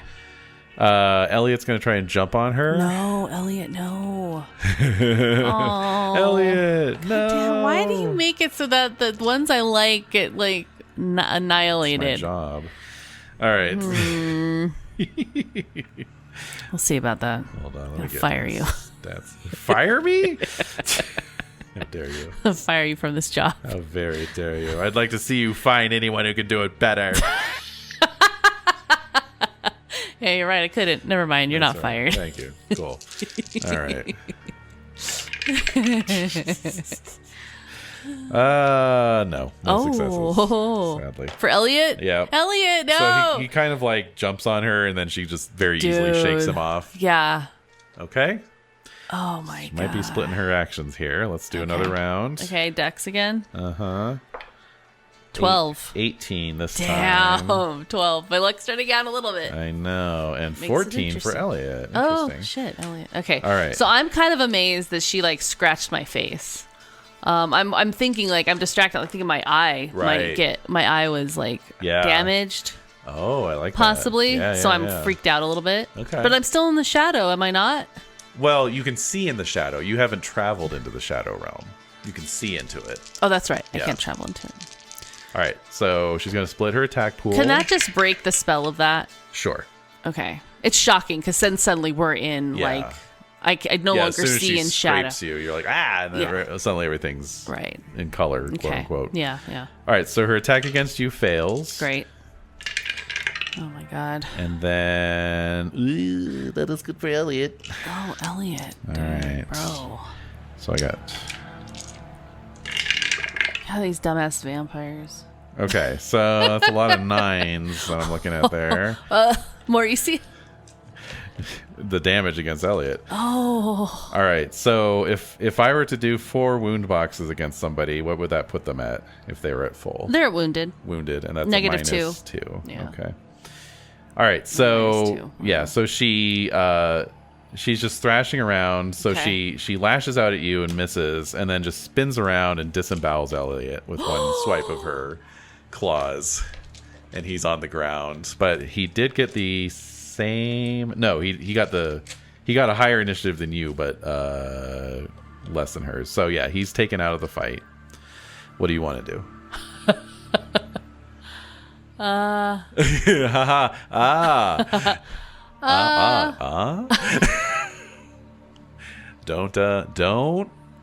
get in a fight. Is Dr. Dupass here? He's like an ancestor looking on. This is what happens when you get in a fight with an RMA. Yes. Even more deadly than a gangrel. Wait, what the fuck is she? It's a bloodline of the gangrel called the Aramanes. Oh, wow. Yeah. Like Aramane? Ahrimane. Arimane. What's that supposed to be? I have no fucking idea. It's from Dark Ages, actually. So this is just your Dark Ages. This is my Dark Ages shadow game. I was trying to give you a little foreshadowing there. All right. Okay. I mean, so she does that to him, and then she turns back to me, right? So Ahriman is the personification of the destructive spirit in Zoroastrianism. So that's probably where it's from. That's okay. All right, go on. So she does this, standing over him, and she's going to turn back on you, but you have your initiative now. Turning back, right? That's right. So I'll say. And she can't be reasoned with. She's like totally animalistic, right? She's frenzying, but of course, I mean, you don't have animalism at the level. Oh, but it has to be really high to take a vampire out of frenzy, right? Animalism? Yeah, that's a Shape of the Beast. That's a gangrel discipline. I just don't think you've ever put any dots into it. Animalism? Yeah. Yes, absolutely. I have Feral Whispers. I have Quell the Beast, so I can try to quell the beast. Oh, okay. Yeah. Sorry, I didn't mean to offend you, bro. Like, I'm not, okay, look at this is kind of, I'm getting a feel here. What? Like when your parents still think you're like a kid. Oh my god. And they're just like, well, can you actually do that? You're like, I'm 15 years old. Yes, I know what the hell I'm doing, right? Mm-hmm. As much as a 15-year-old can know. Mm-hmm. But you know what I mean? Where your parents just treat you like a kid. So I feel like you're treating Aaron like he's like still like level 1. Right. Vampire. No. This bitch has Animalism 3. Feral Whispers and Quell the Beast. So Quell the Beast is mortals only. Right, I know. Okay. That's why I wasn't going to use it. Okay, I was curious. So, so you can't supernaturally bring her out of frenzy, but maybe if you do something to, bring her out of it. Well, what are the things that can be done to bring somebody out of a frenzy? Well, let's find out. Pour some cold water over them? Yeah, exactly. Just slap them across the face a couple times. Snap out of it. Yeah, exactly. All right. That'd be amazing. You should put that quote. You should put Cher saying that right now. Okay. Snap out of it. Snap out of it. All right, let's see here. Okay. Failure means the character goes into an emotional rampage, doing exactly what she wants to do with no worries of later repercussions. No worries. I don't think she would have been worried anyway. Botching the self-control roll, which she did not do. Okay, thank means God. the character remains in a frenzy until the storyteller decides otherwise. Oh, no. Okay. Okay. And may gain a derangement related to the frenzy. Oh. Okay. Oh, Jesus. Failure means the character goes into an emotional rampage. All right, it doesn't really... Is a frenzy just brief then? If otherwise, I think it is a brief thing. You kind of like do some damage and then it's just like, you know, Once 5 successes. kind of like panting and like.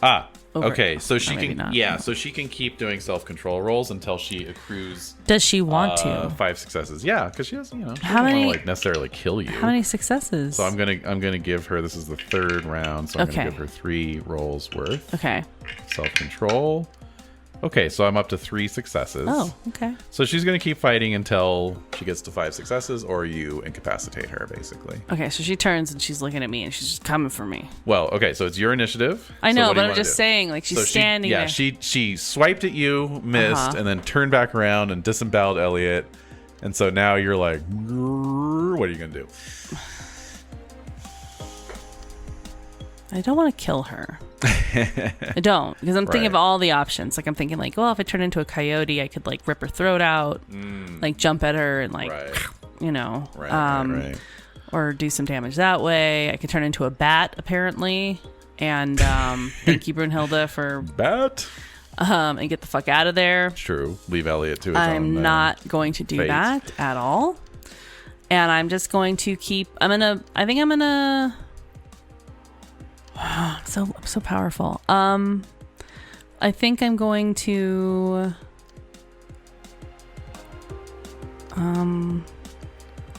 This music feels like a hotel room, like channel where they're waiting for you to like pick whatever adult selection you're gonna watch. Right. Move along.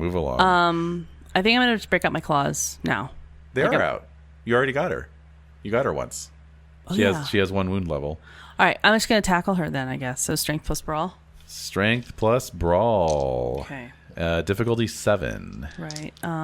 Strength plus brawl. 3 and 3.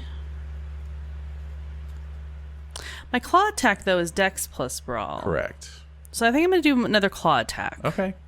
Actually, so that's. I always end up doing this. To talk myself out of it. Plus celerity. 2 dice. Extra dice here. Okay. So I'm going to come at her with my claws. Because Okay. I just want to neutral. I want her to stop. Right. Difficulty 7, you said? Uh-huh. Yeah, if you just rip her arm off, you know. I'm that'll not get going to her rip her stopped. arm off. Wow. Wow. You would love to see these rolls. Would I know? Yeah. Why is that? Because they're pretty cool. Oh, 1, okay. 2, 3, 4, 5. 5 successes. Holy crap. Yes. Okay, so roll strength plus 6 Strength dice. plus 6. So that's 9. Yikes. 6 and 9. Ooh, whoa. Oh. 3, 6, 9. Okay. Okay. 6. Yeah. Okay. Oh, wow. That was a bunch of nothing. Oh. 2. Okay, I'm gonna It's roll good. Soak. That's good. 3 successes. So. Okay. So All right. I kind of lash at her. You like, lash at her and shoulder. you land a good blow, but she literally shrugs it off if it hits her shoulder. Okay. All right, let's roll initiative. Okay. 20. 14. Okay. So I'm Carrying on? Yeah, coming it Okay, back at her keep with it the going. claws. So that's 5, 8, plus 2. Okay. 7. Are we still at 7? 6 now. 6. All right. Let's see. 6. Uh-huh. 1, 2, 3, 4, 5, 6. Wow. Yeah. On fire. Yeah. Okay. Roll your damage. So it'd be strength plus 7. Strength plus 7. 10 So total. 10? Wow. Yeah, Jesus. I know. But the fact she's withstanding it is like crazy to me. I know, yeah. It's like I haven't had this much of Two a gangrel go at it. Sometimes dog fights can look way more dramatic than they they do. actually are. What's difficulty here? 6. 6. 1, 2, 3, 4, 5, 6. Oh, baby. Yeah, 6. That's All bad. right. That's bad. 3 successes again. Okay, so she soaked 3 of them. She soaked 3, so she's at 3 wound. Is that any penalty? Oh yeah. No, Negative. it's injured. It's -1. -1. Okay. All right. So, I slashed at her other shoulder. Like I went Yeah. after one shoulder, going after the other one, like yeah. her shoulders, I like it. and I'll be like, stop! Like Ooh, yeah. stop Oh, this! yeah. Let me give her self-control roll here. Okay, and then I rolled 1 for last turn. Yeah, you too. did. You rolled 3, 4. All right. All right. She has no such intention, but she doesn't land a single Damn. flaw on you. Damn. New round. I'm like, I'm not the enemy. Yeah, I I yell. love that, love Okay, that. Dex or initiative. Initiative. 13. 15. Okay. Can give her another self-control roll. Ooh, okay. Fail. Getting dangerously close to getting control of herself. All right, she's going to attack you. Okay. All right. Oh, that's a bit more like it. 4 successes. Okay. So, Well, regardless, I'm going to get 1. rolling damage. Oh, no. Yeah. Yeah, we don't know. We just don't know. There's no way of knowing. Let's see here. What was that? 1, 2, 3 successes. So go ahead and roll your fortitude. The odds of me Fortitudinousness. getting every single one. What is it, 6? 6, yeah. None. None of 1. No. So, So 3 wound boxes for you. that's bad. What does that This take you is to? bad. This is taking me to mauled. Oof. Okay, so mauled, I'm going to say... That's a -2 to my... Yeah, so she goes for your throat and Jesus. gets you like from the jowls down to your chest. Uh-huh. So kind of like what's his name in American Werewolf in London after he's dead. You know, you're just gonna have like a skin flap kind of hanging. Damn. Okay, you're up. Okay, this needs to stop now. So I'm gonna use blood. Can I use blood on this? Aggravated damage. I think you can only heal 1 at a time. That's Let fine. me see. I think it costs 2 blood points, and you can only do like 1 per scene or something. I don't like care. that. Let's see here. I need to heal up but that's not my whole turn. No, your blood spend is free. Okay, so I'm gonna use 2 blood to heal 1 of my boxes. Yeah, let me I'm just still at a double check on -2, but I don't want to get it worse. that. Right. Let's see here. I can only use blood for one thing, either the damage, like my health, or my attack, right? Oh, so you need a full day of rest and 5 blood points per point healed. Can I use blood for my actions, though? Yes, you can spend... So you are what, I can use 4. Are you 7th generation? Yeah, but it says I can use 4 blood per turn. Per turn, max trait rating is a 6, so you could spend 1 blood to make your dex a 6, for example. Yeah. If you I'll want to do that. Yeah. Okay? Yeah. And okay. you can also boost your strength to up to 6.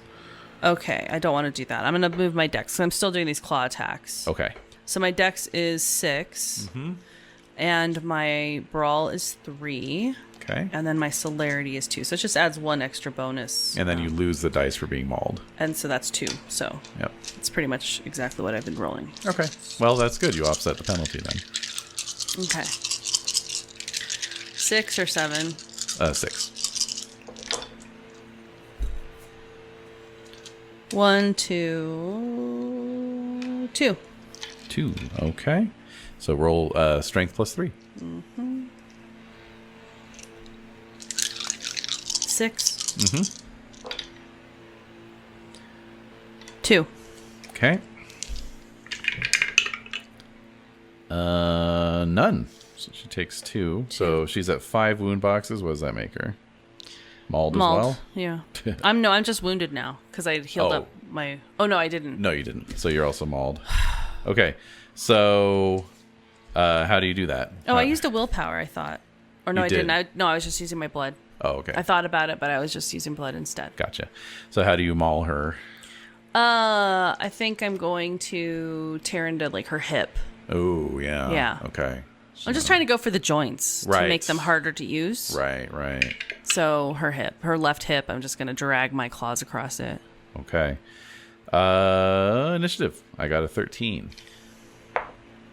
20 again. Nice. Let me give her a self-control roll. Okay. Finally. Okay. All right. So she's coming out of her frenzy. So you can... I'll give you a willpower roll to abort your action before you attack her, basically. Okay. So my willpower is 6. Or no, 7. Okay. So just roll that many dice. Oh, 7 total? Yep. Difficulty 6. Okay.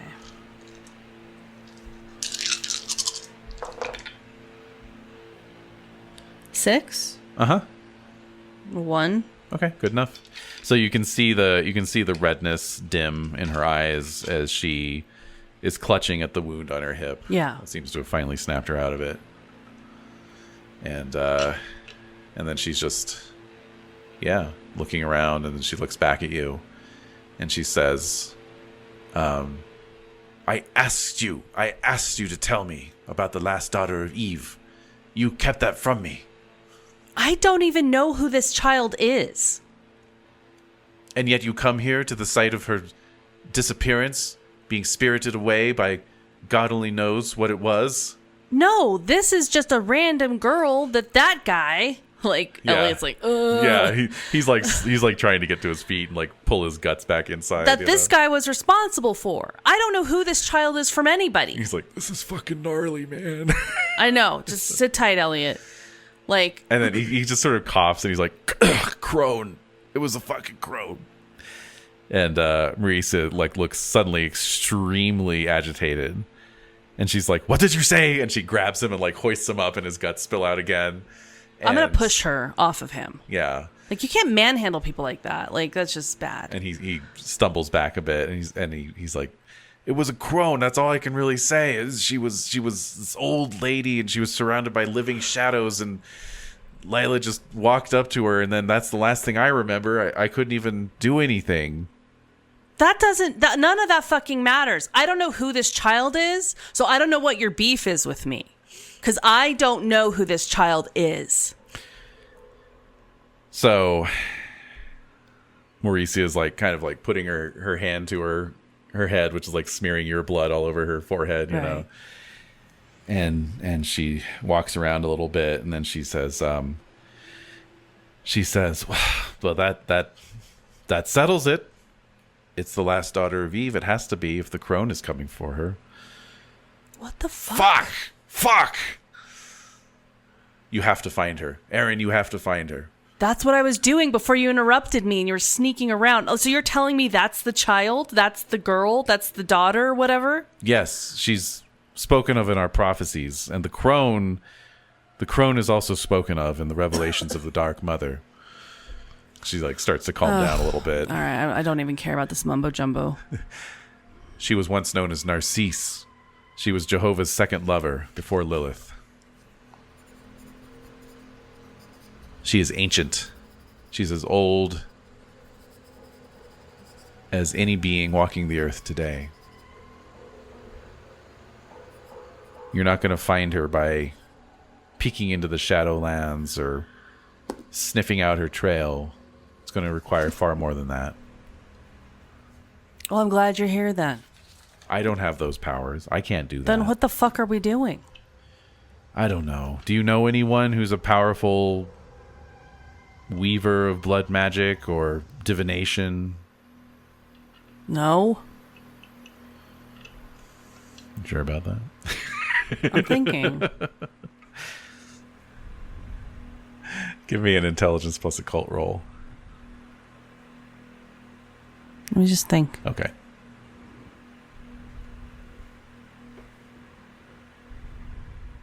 Because the roll's not going to do anything. Just it's 2 dice. I'm just thinking, who is still alive? You could spend a willpower. Who's still alive? Mm-hmm. Blood magic. Divination. I don't recall any divination being done.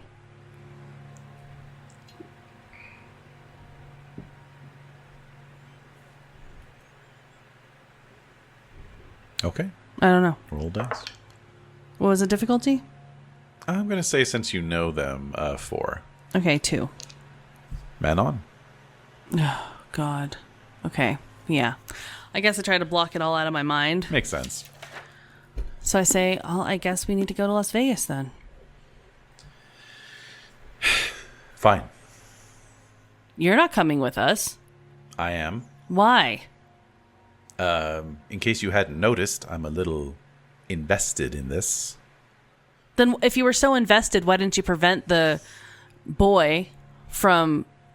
Apparently, this is this child. Where were you when all that was going down? I didn't know where she was. That's why I asked you. I have no idea. It's your child, you Nimrod. I don't give a fuck.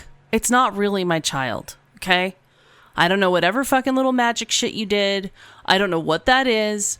This is a bunch of bullshit as far as I'm concerned. I stumbled upon this child when I was reconnecting with a friend. I love that you're having this argument with like a flap of skin, like oh, yeah. dangling off of you, and then she's got like this is stupid vampire massive, shit. runnels cut through her skin. It was like guts holding his guts inside. He's holding his guts in, yeah. I'm telling you, I had no idea that she was this product of whatever the fuck it is that we did that night. Well, she was. Fine, now I know. Now you know. And now you're going to help me find her. Fine. Because in her lies everything. What does that even mean? She is the Alpha and the Omega. She is the harbinger of Gehenna and the promise of a new world afterwards. And you helped make her. So you do have some investment in this. So I look over at Elliot when she says that. Yeah. He's like... This guy is a fucking fledgling, right? Like, I love him. Imagine Aaron experiencing all of this like, what? in like Neon Masquerade, right?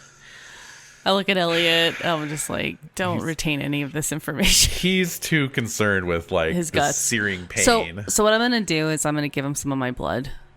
Okay. How much? Like 2 points. Okay. Yeah.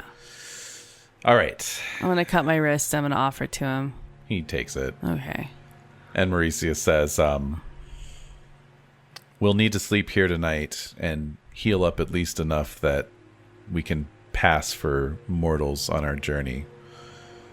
And she looks at your Forerunner. Mm-hmm. Is this good enough to get us out to Vegas? Yeah, it's fine. Good. Because my license was revoked. No. Is there anything else you would like to do this evening before retiring? No, just have to heal up all this shit and then get a whole bunch of blood. Yep. All right. So you can heal 1 point for 5 blood. Great. That'll get you out of Maul's territory at least. Mm-hmm.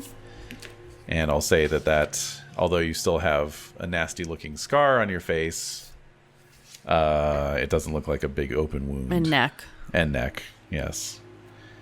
And likewise, Elliot's guts are, being held in sufficiently. Okay. So, the next night dawns. Elliot is up first, followed by you. Anything you want to do before Mauricia gets up? You want to just get in the car? Yeah.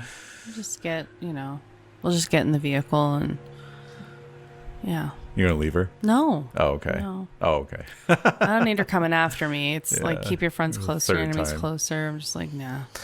That reminded me of when you and Mirko got in that big fight. Yeah, totally. No, it totally does. I love a good gangrel dust up. Oh, man, they're fun. Yeah. They're a lot of fun. They're crazy. I know. So I'll turn to Elliot and be like, all right, look, guy. We're going to Vegas. Look, friend. We're going to see where Arena is. So Arena knew this was my kid? Did she say anything to you? I don't think she knew, man. Then why did she pick her up? She just picks up. Do you remember when the day that they picked her up? Or was she with her? But was she with her before you showed up on the scene here? It was before my time. So she was there? But the way she, yeah, but not by much longer. The way Irena talked about it is like she was living on the street, which is like so fucked up. What? Yeah. Just so I think about Christopher, like. Yeah. Just this kid out on the street all by themselves, like somehow surviving out there, like a 5-year-old kid. So it's pretty fucked up. You can imagine why she took her in, you know? Yeah, well, I don't know what to say. Maybe that's a story for another day when all this is done and over with. I guess so. Thanks for trying, man. So I pat him on the shoulder. Yeah. I'll think better of it next time. Yeah, I mean, I should have just, I don't know. It's hard. Sometimes it's hard to remember that I'm not just like a person anymore, and like I can do more than just jump in on a brawl, you know? Like, what do you mean? I can do shit, man. Like you saw, and he like conjures up that vision again in your mind's eye. Yeah. Mm-hmm. It's like I could have done something. Maybe distracted her, scared her off. Yeah, maybe. Well, I'll try to remember that next time, if there is a next time. Well, hopefully there won't be a next time. At that point, the door bangs open on the RV. Mm-hmm. She comes walking out, just gets in the back seat of the 4Runner, and she's like, "Let's roll." All right. Let's go. Okay. So you hit the road. Okay. Mm-hmm. So, again, the season is on your side. You can get out on the road at a reasonable hour, and it's a Sunday, so the traffic's not going to be too bad. And you can get out to Vegas. What is it, a 3-hour drive? 6. Oh, yeah, what am I thinking? I don't know. 6-hour drive. So, if you're on the road, see, she probably got up around 7. Mm-hmm. We get in a little after 1. A little after 1 o'clock, yeah. Okay. Perfect time for Vegas, baby. Is it? Where are you headed? Oh, I will say, as you're driving in, you know, you're thinking about the last time you were here. Ooh. And one thing you notice that is different is as you are approaching the city, you can see the scintillating lights in the cold wintertime desert night. And there's like this shaft of like white light going up into the sky that you don't remember from last time. And as you draw closer, you can see that it's a big glass pyramid shooting light into the sky from the very tip. Yeah, I can't help but smile. Yeah. You know. Yeah. I'm just like, oh God, here we go. All right, so I turn to Mauricia and be like, look, I don't need you flying off the handle, okay, when we're talking to people here. I know people here, and I know people who want me dead here.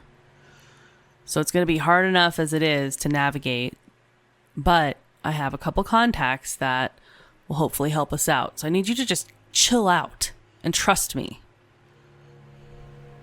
She's quiet for a little bit, and then she says, I can handle myself now that we're on the right path. I'm not talking about handling anything. I'm saying don't say something. Don't do something stupid. You got my word. So I just sigh, and then I turn to Elliot. Like, how are you feeling? Oh, felt better, but... Could we have stopped off at like a truck stop or... Sure. Maybe like filled up a little bit there. Gassed up and gassed up. Yeah. Go ahead and give me a roll of charisma plus subterfuge. Okay. Because you got to be subtle about it out here in the middle of nowhere. What's the difficulty? 7. 1, 2, 3. What the fuck? All right. I am a traveled vampire. You are. So you pick up 3 blood points. Reminded me of my, good old road tripping days. That's right. So you wait in the bathroom until a trucker comes in That's and right. Do your thing. Pretend to do something and do something else. That's right. All right. So I'm going to pull up to... Oh. And then I'm thinking about Putanesca, right? Yes. And he said that... Let's see.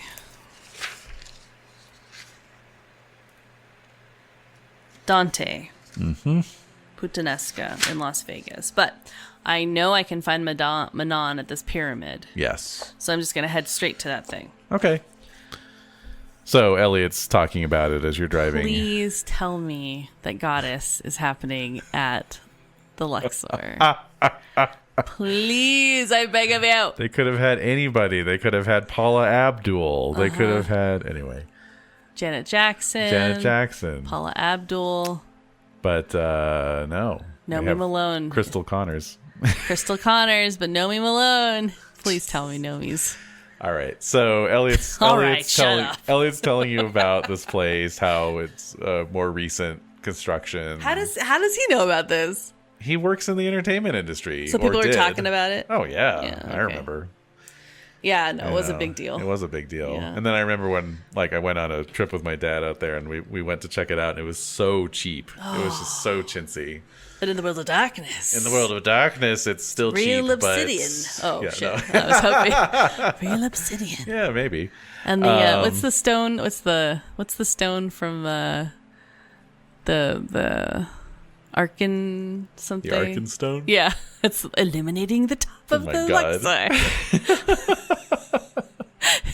Maybe so. Anyway, but yeah, so he's talking about this place. It was kind of the, it made a big splash when it opened 5 years ago. And, okay.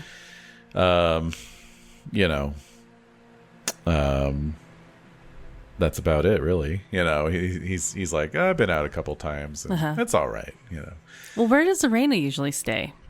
Oh, well, I mean, she's probably out in the desert running the club, right? Right. So I'll make some calls. You do a little mind meld, maybe find out where she's at. She's told me that there are some Canaanites. What would she call them? She wouldn't call them kindred. She's not Camarilla. No, she'd probably call them. She would call them something stupid, like fucking bloodsuckers, or something like that. Yeah. Okay. Fine. She told me that like a bloodsucker, aka like motherfuckers, basically. Right. Yeah. She told me there's some bloodsuckers out there who have that kind of bond, but she doesn't believe in that. So what does that mean? I don't know. Believe in it? You don't have to believe in it. It just happens. Something about allowing me my own autonomy. Oh, that's pretty enlightened, huh? I guess so. I guess I got kind of lucky, huh? That's why we love her. Anyway, she has a pager, so I'll make a call from the lobby desk and see what comes up. I like the idea of him being kind of a little bit of a smart ass in terms of like, oh, I will use this ancient, way of communicating. As vampires, we have access to strange powers. It's called a pager. Right. Yeah. Like, oh. All right. I'll try to embody that. Bit. Because Aaron will believe. I mean, he's been hearing so much fucking florid language and like overstating things, and it's like, oh, I will use this arcane device. He's so cool. I love him. Oh, God. Okay, I mean Elliot, not Aaron. Dumb. Yeah. All right. So I kind of laugh. So I do laugh. It's nice to laugh. It's nice to laugh again. Mauricia is just staring probably at everything. Yeah, she doesn't give a shit. No. So. Pull up to the Luxor. And yes, as you pull into the parking lot, there's the big illuminated sign, and there's like animated volcanoes going off, and it are there palm trees and palm trees, and there's a little script that says "Goddess." Yeah, with like sparkling goddess scintillations. What the hell is that? And he's like, oh well, every casino has like some kind of residency, some kind of show. I guess that's like, I don't know, maybe it's Egyptian god themed or something. Showgirls? Yeah, showgirls, that kind of thing. Huh. Yeah. Boobs?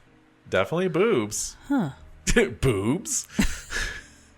This is how I think men talk to each other. They do. It's 100% how men talk to each other. All right. So pull up to the valet. There's a valet. There's a valet. Step out.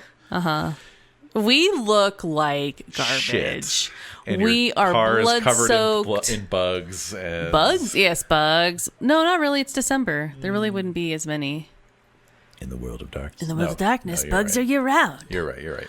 But yes, you look like shit. Blood soaked clothes. Yeah, you haven't changed your clothes at all. Scruffy hair, sunglasses on, the cheap ass sunglasses. Wallet in my pocket. Nice. Nice. Walk. Oh, by the way, I took that license plate off of that car. Oh, by the way. okay. Yeah. All right. No. No. That's long gone. Okay. And yeah, Okay. walk into the lobby, I guess. Okay. So you walk in, and it's I mean, it's like 1:30 in the morning. it's Vegas. I mean, Yeah. there's still plenty of people around. Mm-hmm. And, it is an impressive edifice in its own way inside, because it's sort of like a reverse hollowed out pyramid on the inside with all the different levels of the hotel going up. Okay. Along the inside angle, basically. Yeah. Mm-hmm. And yeah, so, the front desk is where the front desk is. And there's armchairs and places to sit, but I don't know. Well, Elliot's And there's waiting. a casino inside as well. Oh, well, naturally. Well, Elliot's waiting for Bars. the call from Arena. What do you want to do? I go to the front desk Uh-huh. and be like, "Is Manon in?" So the guy looks you up and down. Give me a roll. I cannot be the first asshole who looks like this Of course to ask not, for her. but nevertheless. What is it? Charisma? Charisma plus whatever. Streetwise? Or Streetwise is an information gathering empathy? skill. Empathy, sure. To come across as human. Yeah. Yes, absolutely. 1, 2, 3, 4, 5. You're trying to give him a big old smile. Uh-huh. All right. Difficulty. Friendly face reduces difficulty, so we'll make it a 6. Okay. And again, you can add a die for Also, fame. blush of life. I mean, Blush of life just means I can't penalize you. all right. What is it? Difficulty? 6? 6. And you can add a die for fame if you want. Oh yeah. 1, 2, 3, 4, 5, 6. Damn. All right. So Don't underestimate. like you say, you can't be the first asshole who comes in here Looking like that. this. Yeah. And he says, yes, sir. She's in her let's see, in her offices right now. I can call back for you if you would like. Yeah. Could you tell her Aaron Evans is here? Certainly, Mr. Evans. Thank you so much. Picks up the phone, dials the number. Yeah. So what happens? And he says, yes, ma'am. Yes, a Mr. Aaron Evans is here. And then he kind of looks at you like, oh, okay. All right. So there's at least a 30-second pause before she said send him back. So he hangs up. He says, just head right back through that door there, and you can Thank you. find her office down at the end of the hall. Thanks. So I'll turn to Mauricia and Elliot. Be like, I'll be right back. They nod. All right. So I head over. Okay. Looking just as scruffy as the day she met me. Yeah. Maybe not. Maybe this wasn't how you envisioned it. No, but it's okay. All right. It's all right. And I love you're like, blood magic? Huh? I'm like, I don't know anybody. I don't know anyone who makes magic. All right. So. I sounded just like that. It's pretty cool. Yep. All right. So let's see here. Yep. Okay, there you are. All right. Let me just familiarize myself really quickly. Is there a picture on an easel of Nomi Malone? Absolutely. For Goddess. You walk past a picture of a very, very svelte and attractive woman dressed in a very revealing, sort of dripping gold, it's like a body stocking, like Britney Spears in the Toxic video. And she's gold. And she's sort of standing with her arms out, very triumphantly surrounded by a bunch of hunky looking dudes. And I think since in this version of reality it's playing at the Luxor, it is Egyptian themed. So she has sort of a Cleopatra beat going on, and all the guys are wearing those little Egyptian headdresses and loincloths, and there's pyramids in the background. That's so bad. It's super insensitive. And, awful, but it's Vegas, baby. That's right. All right. Okay. So I'm just checking what she's got, what she's working with here. Pretty good. All right, so what? Manon or Elizabeth Berkley? What's going on? Yeah, let me just Google Elizabeth Berkley. like I've never seen Showgirls. She's so lovely. She's so cute and beautiful at the same time. All right, so yep, and then let's see here. What are her virtues? Oh, okay, decent. All right. So All right. So you head back. Again, this is Lisa Bonet. Yes. At Dark the height of her powers. hair. Yes. Back when she was dating Lenny Kravitz, basically. She's still And, gorgeous. Still gorgeous. She's still stunning. Oh, yeah. Of course. Even now. But Naturally. we're talking about her like when she was younger. Yes. Okay, so there's a set of double, walk past a few doors along the hall, but there's a big set of double doors down at the end, and it's painted to look like a tomb Oh, that's door, funny. you know, with like two, gods facing each other on either side. And as you approach, the doors just open automatically. Ah, okay. And you walk in, and you're walking into this like just very large kind of like open concept room. Oh. It doesn't look like an office really per se. Okay. Is it like a I don't know.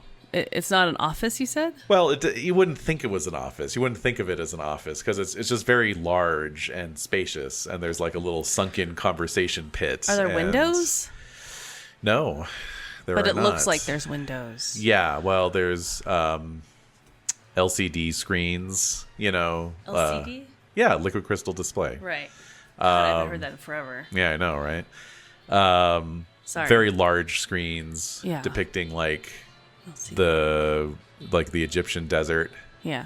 During the day. We're not still using LCD, are we? I have no idea. Why am I so why do I feel like I haven't heard that in forever? I don't know. That really derailed you, though. It really threw me off. Okay. Well, this is the 90s, Okay, so... sorry. It's fine. I mean, I'm not disputing it. I'm just saying, like, I guess I'm just, whatever. I think people just call it plasma or flat screen TVs now. Probably, yeah. So whatever plasma is, I guess that's what followed LCD. Yeah. Tech people listening, sound off in the comments. Nobody sounds off in the comments. I'm just saying, like, it's just a thing that doesn't happen for us. Sound off on the Discord. That's all right. rare also. That's also rare.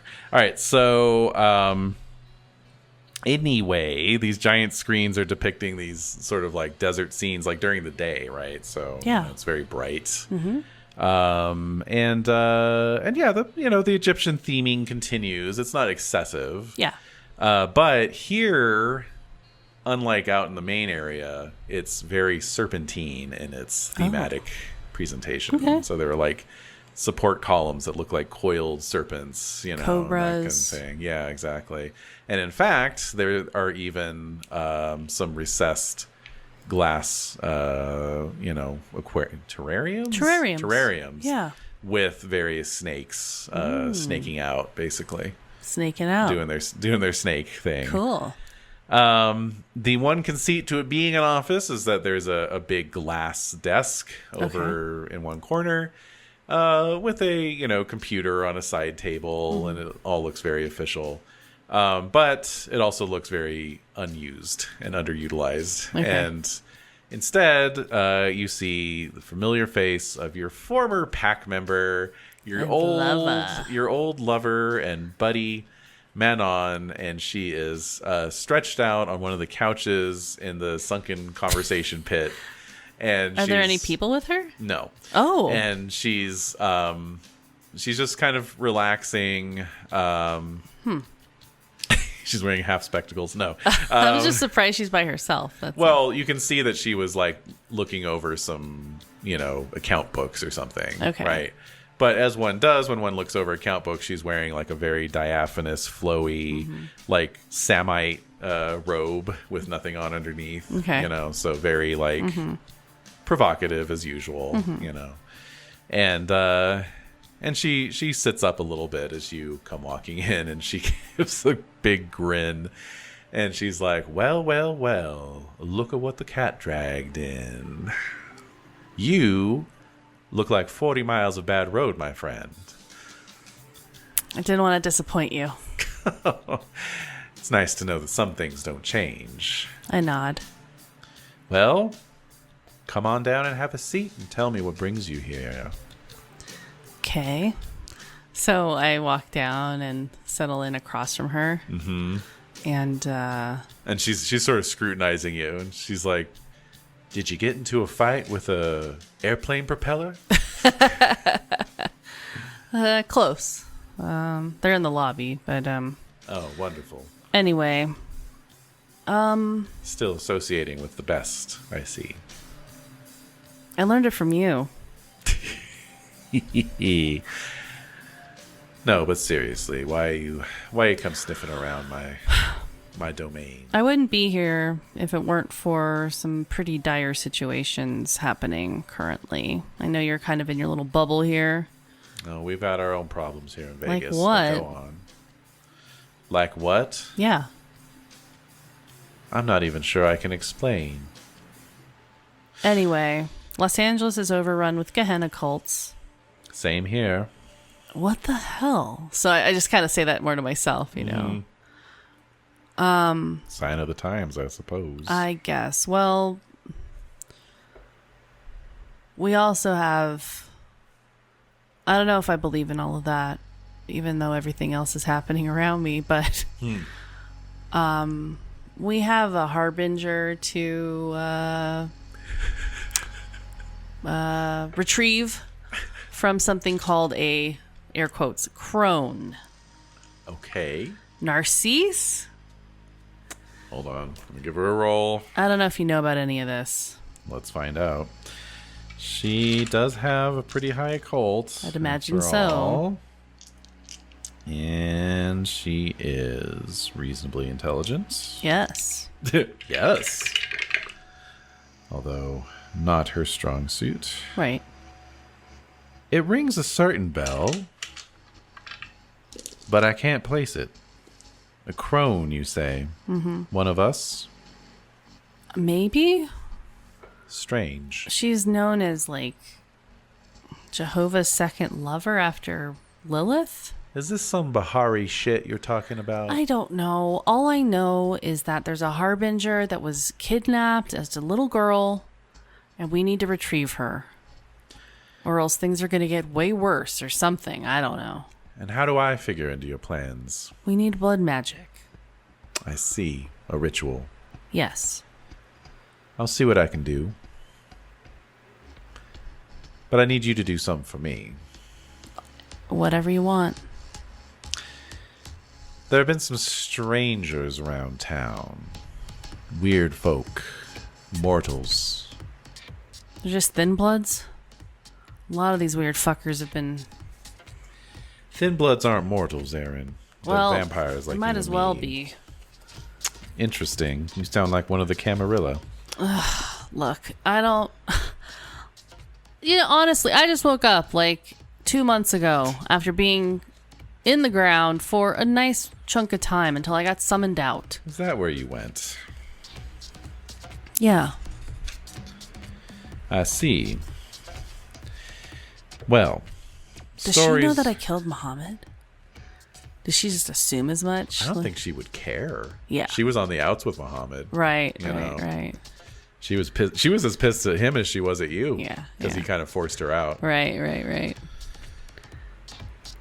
So she says, because as far as I know, that like my understanding is she's still part of the Sabbath, you know? Yeah.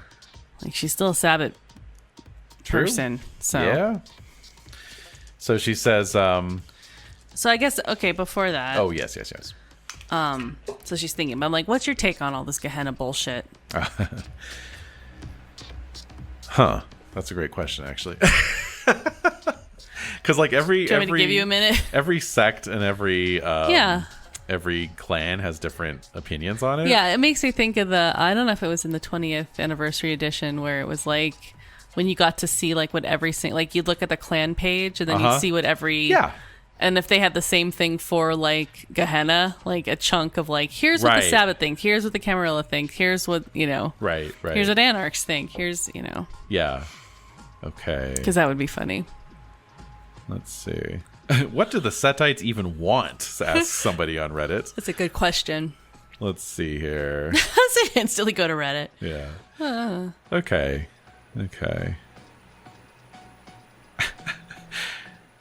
The Sisterhood of Sekhmet is a feminist Gehenna cult within the ranks of the followers of Set. Oh, that sounds cool. That is cool. All right. So yeah, I'm honing in on it here. Okay. But if you want to take a quick break, sure. We could do that, and then I'll have a more clear answer for you when we come back. All right, let's pause everything then. All right, we are back. So, what would someone like Manon think of Gehenna? She gives a wry smile. There are many of my compatriots who would happily welcome what others might call Gehenna, because it would mark the ascension of the god Set. I, personally, welcome his return only that I may have a chance to slay him by my own hands. What? Never forget, Aaron, that I was Sabbath first and a Setite second. The antediluvians want nothing more than to devour us all whole. And I do not intend to sit idly by and allow that to happen. So you believe in it? I do. And if its time is drawing nigh, then we must prepare ourselves. You say there is a harbinger that you seek. Very well.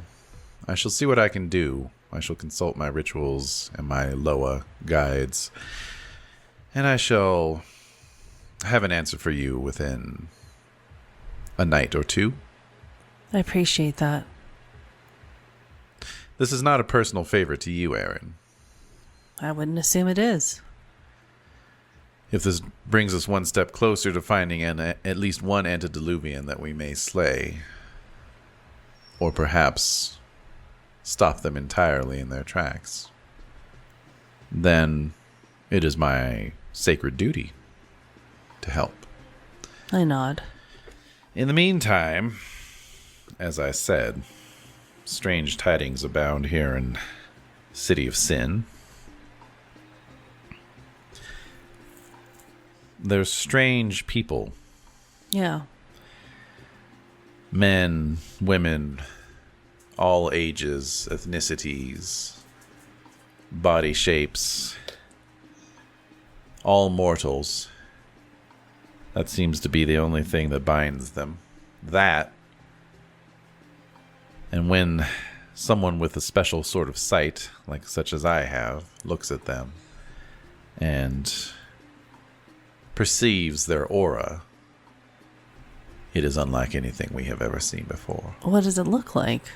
It is a golden light. It hurts my eyes to see it. That doesn't sound good. It sounds very anti-vampire, if you ask me. Yeah, exactly.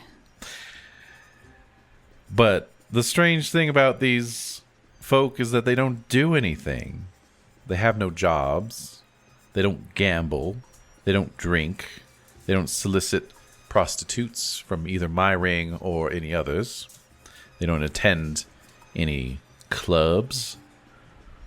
Are they just churchy people? I have no idea. They don't attend church. They don't buy postcards. They don't take photos. My people report to me because it is a very rare thing indeed to see them around at night. They're mostly active when the sun is out. And so I have my ghouls watching them, following them.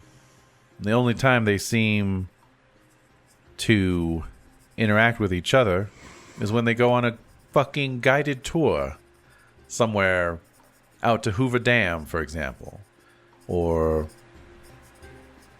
what is it? New York Yeah. does a thing, right? Yeah. I forget what it's called. Anyway. I don't know. The New York tour. What's that? Oh, I don't want to get into it. Do they come to your place here? They've gone on the Nile tour. They've done it all. They're just tourists? Seemingly, except they don't do any tourist shit. They just watch and observe.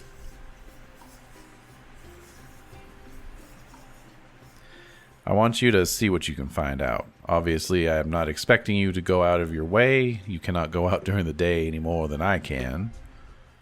But if you ask around a bit, you're a stranger in town. Some people will be more prone. Are they out at night? Rarely. Huh.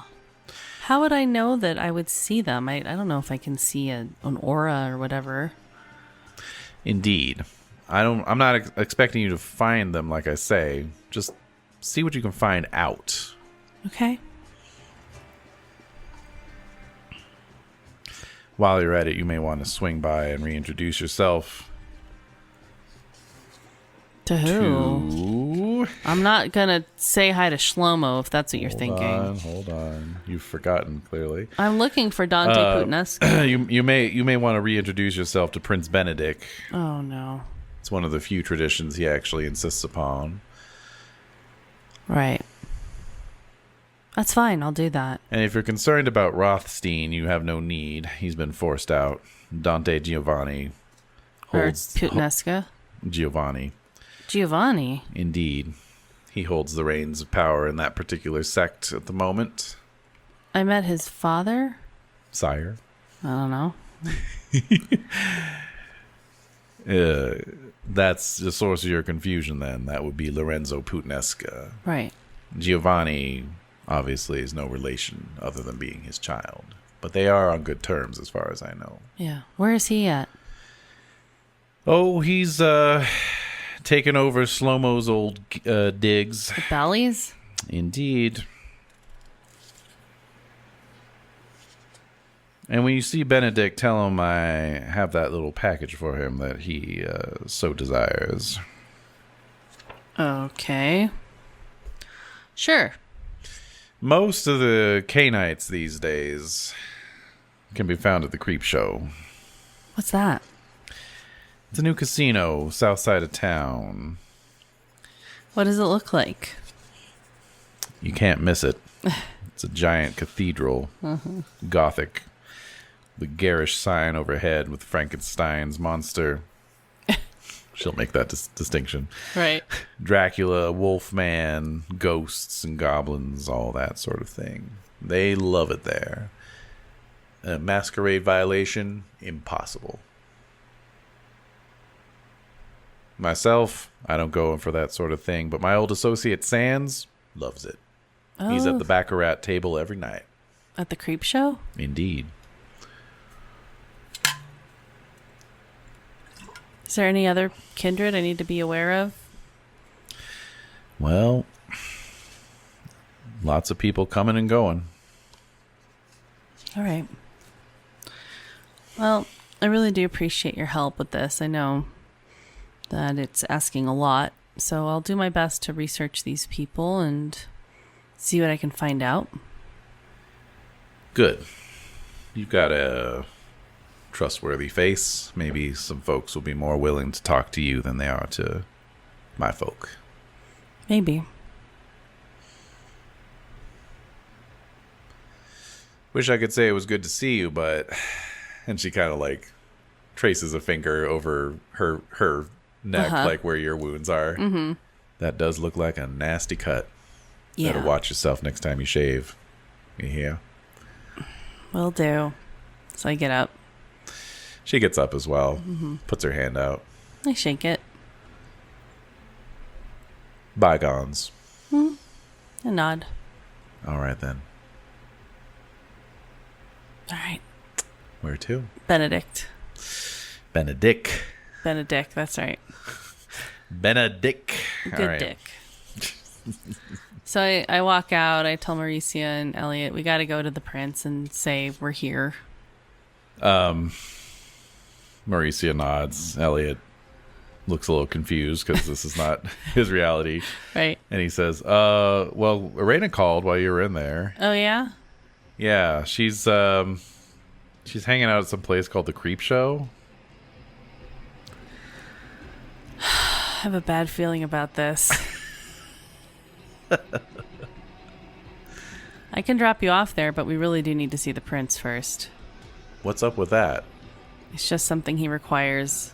Arena's told me that some cities have princes. Yeah, this is one of them. And Mauricia's like, you know, she's over there. All right, that's enough. Well. We just have to go. All right, it won't take but 30 minutes. Fine, but I'm not bending a knee.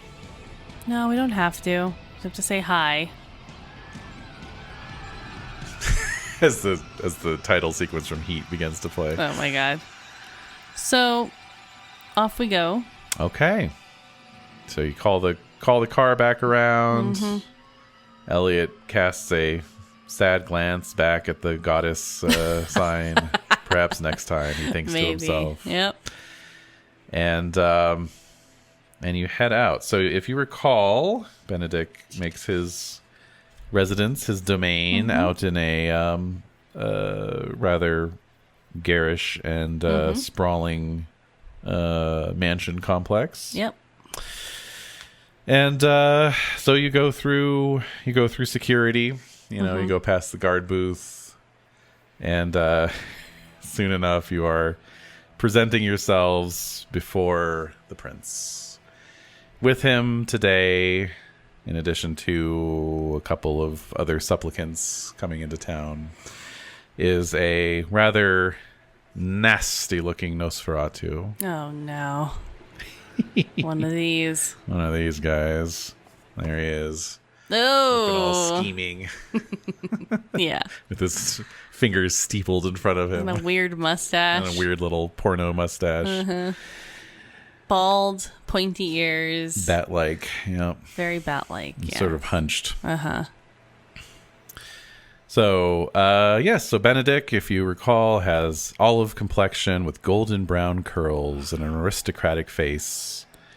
And he's wearing his expensive tailored suit with a little silk cravat, and he's got a cane with a silver mongoose head on it. Oh, I don't remember that.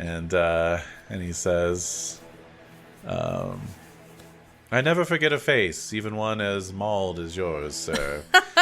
You are Mr. Aaron Everett? Evans. Of course. Forgive me. But you two are new to me. Yes, these are my traveling companions, Elliot and Mauricia. Elliot starts to bow, and then Mauricia elbows him, Yeah. And Benedict just raises an eyebrow. Well, thank you all very much for presenting yourselves here. Please be aware, I have very few rules. I merely ask that you maintain the peace and the masquerade, and that you don't kill anyone while you're in town. Right. It's really not much to ask, but you'd be surprised how many times people seem incapable of following those simple rules. Yeah, well... Just know that I have eyes all over town. Really? And I will know. And it will get back to me. I've heard some rumors of some strange people around in the city with these golden colored auras. Benedict looks nonplussed, but you can give me a perception plus empathy roll. Okay. Let's see. 7? Yes.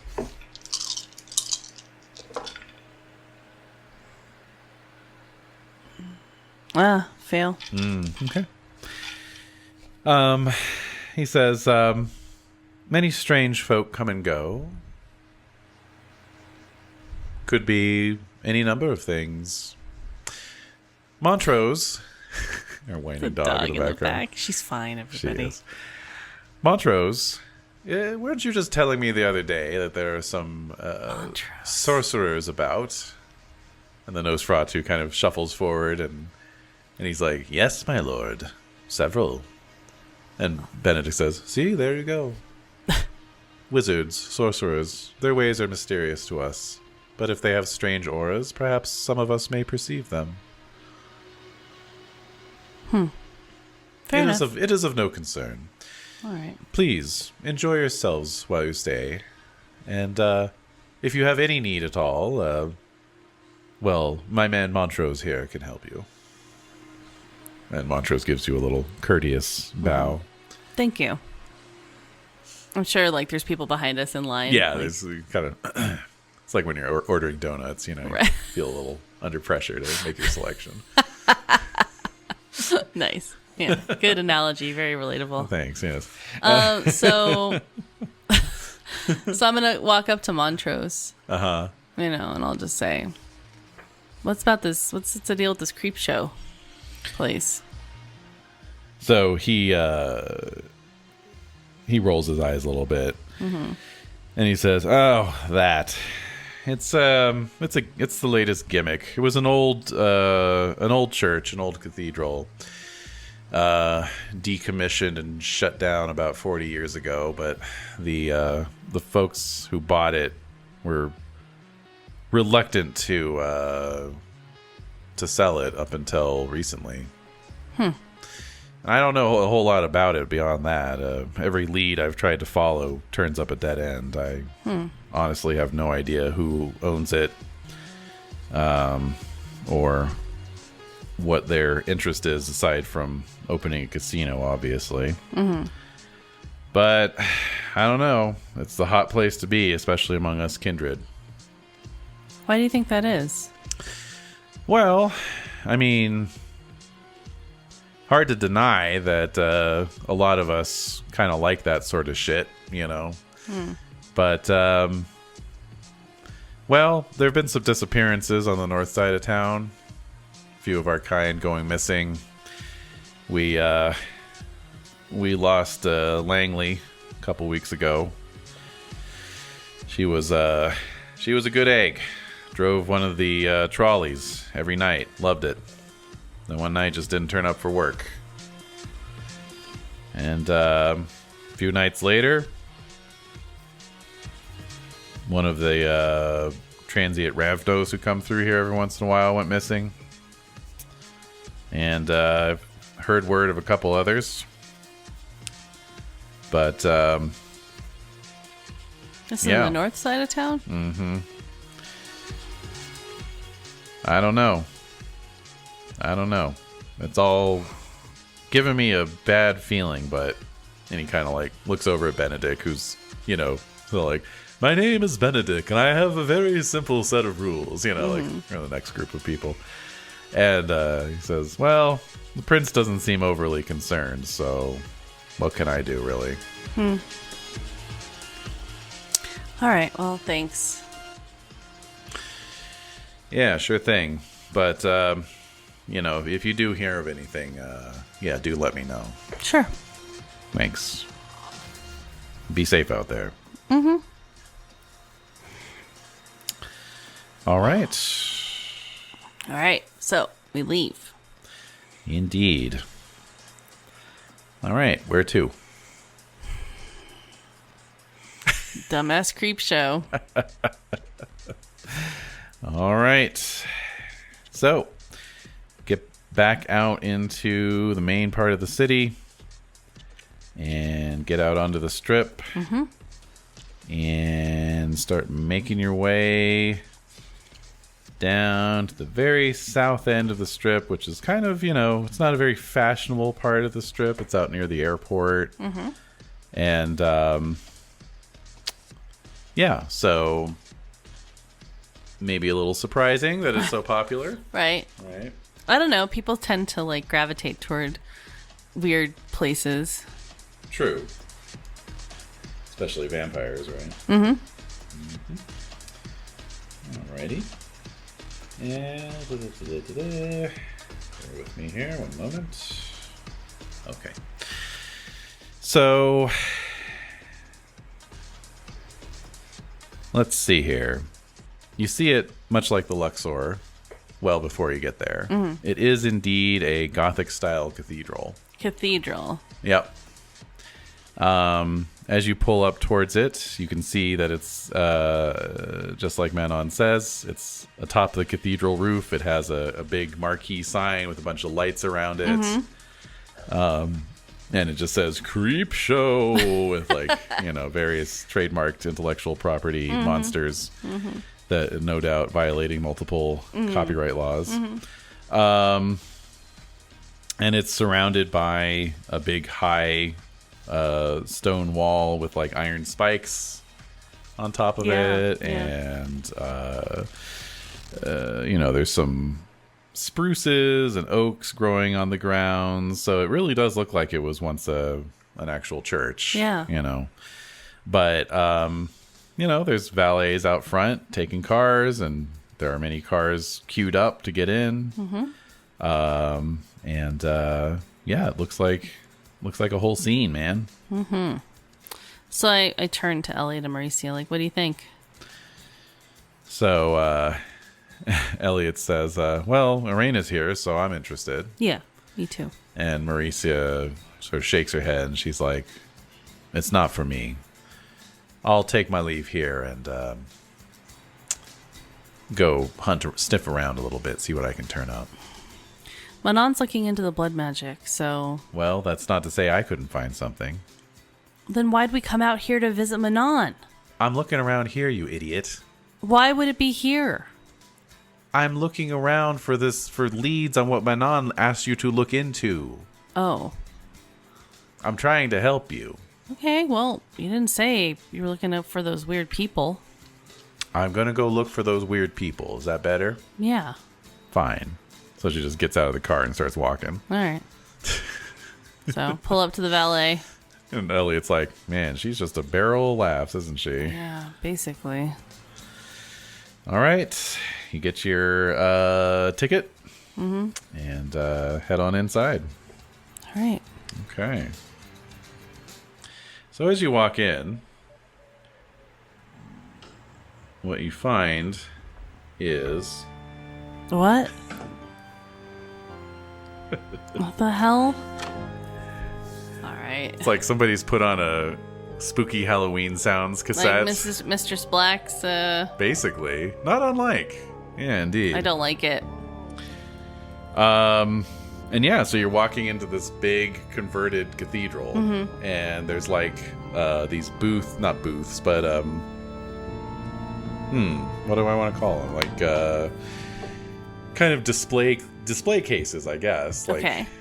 With like life-sized, animatronic mannequins of the monster and the Wolfman and Dracula. And they're like, whoa, They're in a glass case? They're in glass cases, yeah. Artfully lit, but you see like the casino staff moving about, and they're dressed as monsters as well. It just looks like a Monster Mash. It's like a Halloween party kind of situation. Exactly. And yeah, this music's getting pumped in over the PA. And yeah, there's just, all the slots are set out, and let's see, what else? It's about 4 stories tall. There's wrought iron chandeliers Random and screams. Wall sconces. Yeah, of course. You can see there's a curving stone staircase leading up to upper floors, and you can smell like grilled foods coming from the restaurants off to the side. But you do spot Sans over at the baccarat table, sure enough, and nobody else who rings a bell. But you can give me a perception plus awareness roll. Okay. Perception plus awareness. Difficulty 6. Okay. Perception plus awareness. You got it. 1, 2, 3, 4. So you sense there's a lot of kindred here. Yeah. More than you would expect. Okay. Lots of mortals as well. Most of the people here are like tourists and casino goers just checking out this outre new casino. Right. But yeah, you spot a few people walking around with sort of pallid complexions, and you just get that vibe. So you're taking it all in, and you hear a voice nearby addressing you. Woman's voice saying, "Thing about Las Vegas is it's very tasteful and subtle most of the times." And you look over, and it's Irena kind of leaning up against the slot machine. And Elliot goes over, and she sees him, and then she sees you, and suddenly she's not smiling anymore. And she's like, "What happened?" Is there a place we can go talk? Sure. There's grounds outside we can walk around. Okay. So you head out. Damn, now I have to turn down the sound effects. All right. Well, they had a moment. It's funny because as I was like prepping for this session, I put that on in the background just to make sure that there wasn't any like spoken word or anything. Yeah. So I'm like reading all this vampire shit while I'm listening to that. It's like, maybe I should do this all the time. Like, this is helping me. Put me in the right frame of mind. Mm-hmm. Okay, so yeah, so you go outside to walk around. Let's see here. I know it described the grounds here somewhere. But basically, oh yes, here we go. It's a cemetery park, as they put it. So there's crumbling old mausoleums, faded tombstones. Are they old? Like, are they actual? They seem real, yeah. But they've also installed gas lights. Oh. So they're sort of like casting all these like flickering shadows everywhere, and it's very atmospheric. So I'll just be like, hey, this is like back when you tried to stake me that one time. Oh, Aaron, you always like to tell that story about how we met and fell in love. Oh, God. Well, anyway. And, so what happened? Did you walk face first into an oncoming Mack truck or something? You know, that's my style. But, I mean, Elliot can share the first part of the story. So he looks pretty sad. Yeah. And he says, Arena, I'm really sorry, but Lila's gone. And Arena stops short. Not gone, I say. Yeah. Oh, right. But something took her. And I say something very purposefully. And then he tells her the story. Mm-hmm. And she's like, puts her hand to her forehead. She's like, Jesus Christ, what the fuck do you think that was? Well, one of our traveling companions, who isn't here right now, said that this is Narcisse, the crone. Okay. And she took Lila because Lila is a harbinger of some type of Gehenna. I see. What do you think about that? I think that I had a part to play in all this. And that, see, the thing is, when a man and a woman... I think I know where Lila came from, but you can tell me where she came from. How did you find her? I found her living on the streets. I was just out patrolling around in downtown LA about 3 years ago, and I see this grubby-faced kid just on her own in Skid Row. I asked her where her mommy and daddy were, and she said she didn't know. And she just said something about her foster daddy trying to hurt her, and she ran away, and, well, she's been with me ever since, at least until a week ago. Jesus Christ, Elliot, I leave you alone for like 2 weeks, and you lose the kid? And Elliot looks really abashed. Hey, wait a minute. You gave them the directions of the place to stay. And apparently she found them there. So that's kind of on you. Well, maybe it's nobody's fault. Maybe she was going to be found no matter what. Well, we have to get her back. So I have someone working on it in terms of how we can possibly do some type of ritual. I don't know.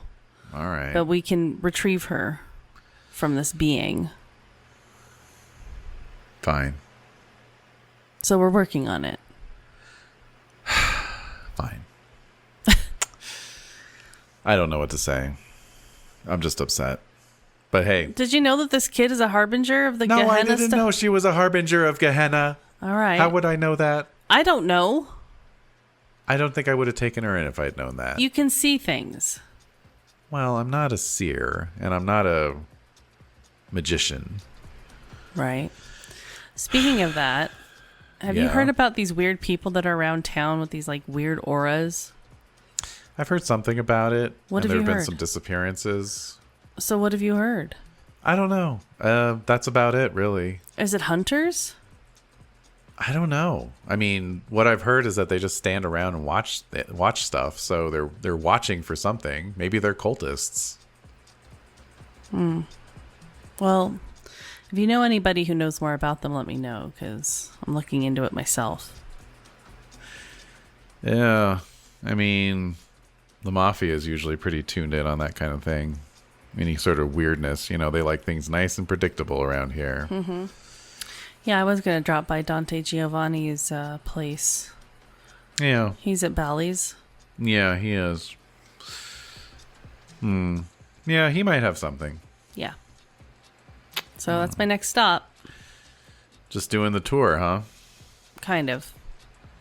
So she's like, Elliot, I want you to stay with me. We got some stuff to discuss. All right, fine. I'll see you later. You heading out? Yep. All right. So, off to Bally's. Mm-hmm. Okay.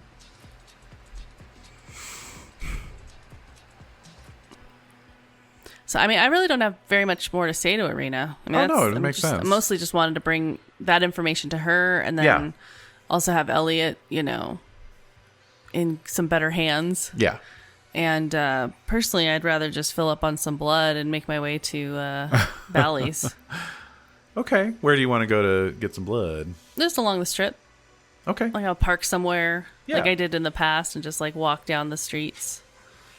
See if I can strut. Do some strutting. See if I can see any of these weird people or hear anything about these weird people who only come out at the day. They only come out at day. Exactly. Basically. I love it. Okay, so let's see here. So you're gonna be strutting downtown. Yes. And so this is where Streetwise might come in. Charisma plus Streetwise. Okay. Let's do that. All right. So that's going to be 7. Nice. And your difficulty will be 6. Okay. Can we turn a light on in here? Oh, sure. 6. Uh-huh. Okay. 1. Hey, that's something. All right. So it is a Sunday, as established. Mm-hmm. So the strip is not. Actually, this does fit in perfectly. The strip is not as populated, I guess, as you might think. Mm-hmm. But yeah, it's like the pickings are a little slimmer than you might have even thought. Mm. So the best you can do is you fall into a conversation with some college students and you get one of them alone a little bit, but you've only managed to get 1 blood point off of them before their friends come in and are like, hey, what are you doing? Are you serious? No time for love. Come on, let's keep going. All right. That's pointless. Yep. All right, I just got to go to Bally's. Who am I kidding? All right. So, show up at Bally's. Okay. More dumbass Valley. I mean, I'm walking. Yeah, you are. Okay. So, little has changed. Right. You put the call in, you're sent upstairs. It's a familiar penthouse. Yeah. This penthouse, the last time you were in this penthouse. I know. They fixed it up since then. Okay. Yeah. So. I mean, I can go to the front and say I'm looking for Dante Giovanni. Yeah. So they send you up. It's almost as if your name was on a list, actually. Oh, okay. And so as soon as you get up to the penthouse, you see this short little dude with like inky black hair and kind of a ingratiating smile. Maybe it's because his name's Dante, but I'm picturing Dante Hicks from Clerks. Okay. Like, I don't All know. Right. But like kind of more Italianate, I suppose. And so he's like, happy to welcome you in, and his ghouls are of course keeping an eye on you. But he says, "My sire, you know him, Lorenzo." Yes. Oh, you're Dante. I am. Oh, hi. Hi. I'm Erin Evans. Well, it's a pleasure to meet you. I'm just used to there being so many bodyguards. Oh no, we don't. I'm not like Rothstein. I don't have a lot of enemies. What happened to Rothstein? The less said about that, the better. Got it. That's fine in my book. Well, I'm glad you swung by because I wanted to say you made a really good impression on Dad, and oh yeah, Lorenzo was the peach. He's a good guy, and well, you can imagine how I felt when I heard about the explosion at Viviana's. I'm so glad nothing bad happened to him. Indeed, and obviously you came out of it okay as well. I did, remarkably enough. That's great. That's great to hear, because, yeah, LaCroix. Yeah, no more. What do you think of this new prince, Tara?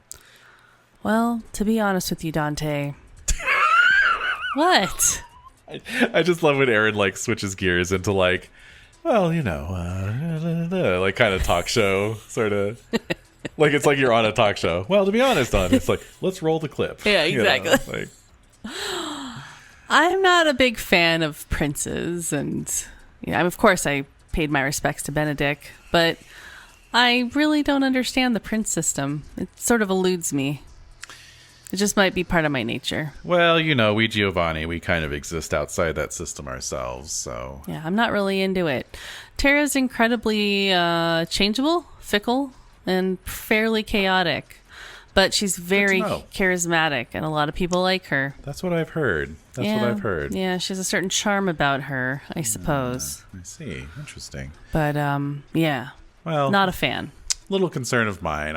I'm not going anywhere soon. I love it here. And he looks out the big picture window, and he's like, I mean, just look at that. It's beautiful. Yeah. Beautiful. It's impressive.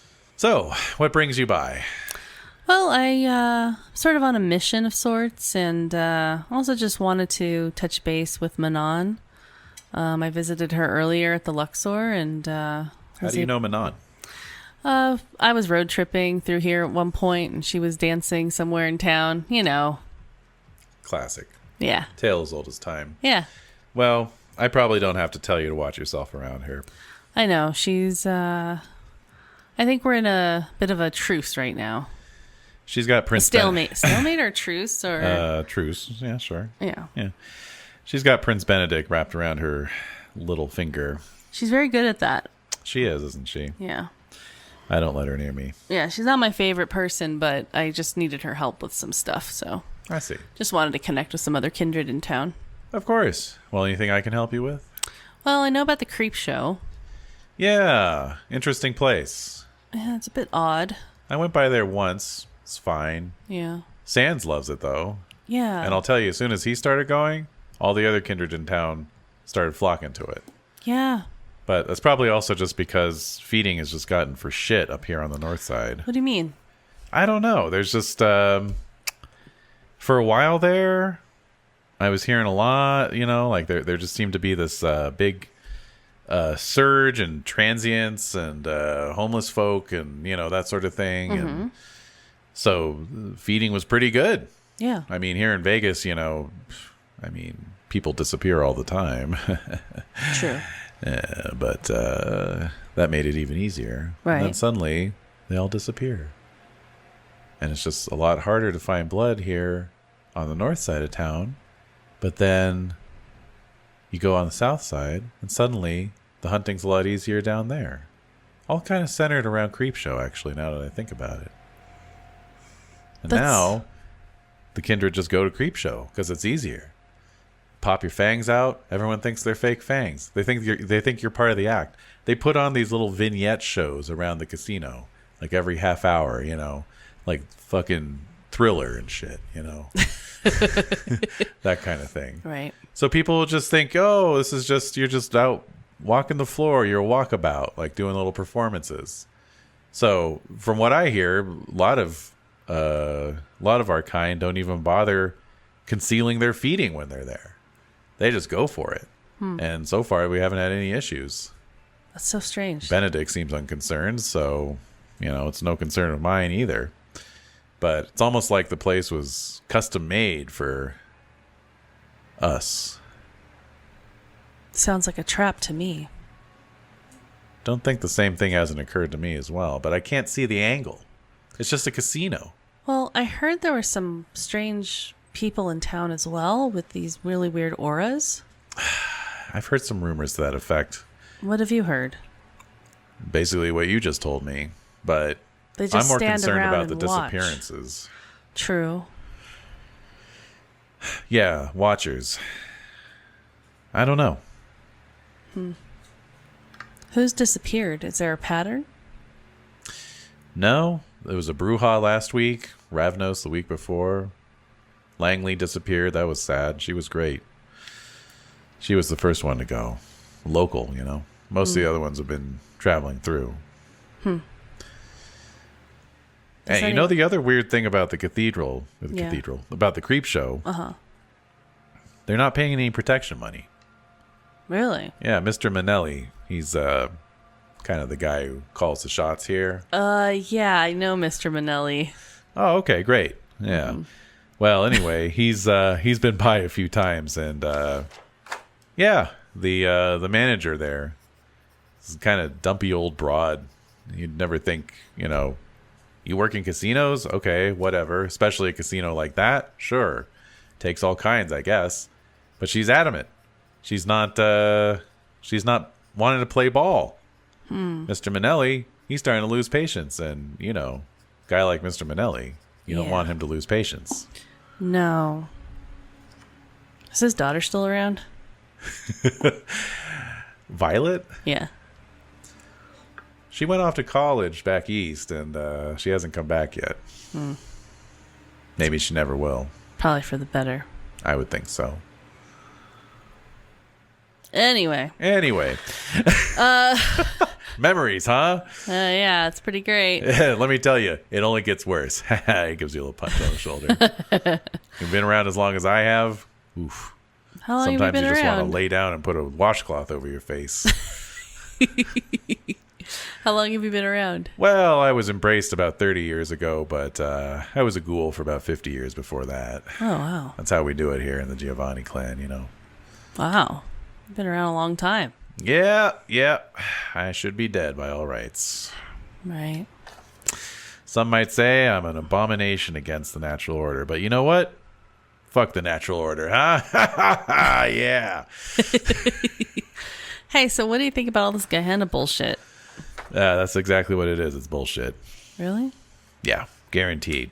It's it's just the latest trick that the elders are pulling in the Camarilla. They're just trying to manipulate people through fear. That's my opinion, at least. Yeah, I like that opinion. I mean, until like, I don't know, fucking Red Star rises in the east or something, I ain't gonna freak out. What's that? That's one of the prophecies. There's gonna be a red star appears in the sky one night. Wouldn't that just be like Mars? Yeah, exactly. Yeah. No, you got the right idea, Aaron. See, I knew you'd be a good egg. Hey, I could always use good folks like you. Looks like you got in a little tussle recently. Yeah. I bet the other guy looked even worse, huh? About the same. Oh, okay. All right. Yeah. All right. She gave me a run for my money. Oh, okay. I see. Yeah. Well, nevertheless, you walked away from it, and anyone you can walk away from, you know. It's true. Well, anyway, I could always use talented folks like yourself. So if you're ever looking to put down roots here in Vegas for a while, you got a job. Thanks. I really appreciate that. Of course. All right. Anytime. Well, I'm going to go. I have to go. I'm going to go, but I'll be back if I hear anything that might be of note to you. Okay. Well, great. Likewise. Hey, where are you staying? If I hear anything, I can pass some word along. Not really staying anywhere. Well, then you're staying here. I'll get you set up, okay? Sure. Great. Okay, what about... So he's like, Rocco, get Mr. Evans into a nice sunproof room. You know what I'm saying. All right. What about feeding? Feeding is fine on the premises. Just stay stay discreet about it. And I do actually have some blood dolls if you're particularly hungry. I'm sure they could use a break from my gentle touch.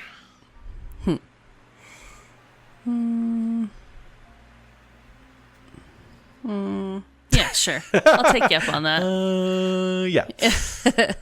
Okay, so he summons some of the eponymous dolls, and I would say between them you could harvest 8 blood points. Whoa! Because there's 4 of them, so you could take 2 each.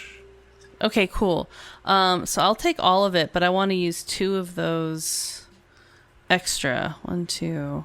Oh, you're gonna get full up. Yeah, well, kind of. Okay. Like, I want to go over the top a little bit. Yeah. And then that way I'll heal at least one of my wounds. Yes. Okay. Cool. All right. Heal Okay. another wound. All right, now I'm just injured. Good. Okay. Technically, this will be healed tomorrow when you get up. Right. you know. So, like, some debauchery ensues. Some debauchery ensues, absolutely. He puts on a good show. Take a shower. Yeah. New And, clothes, maybe. Tells you really got to go see Caesar sing, etc. No, not that. No. But no, yeah. He Definitely makes not his facilities available so you're able to shower. Mm-hmm. He orders up some new clothes for you. So what would you like?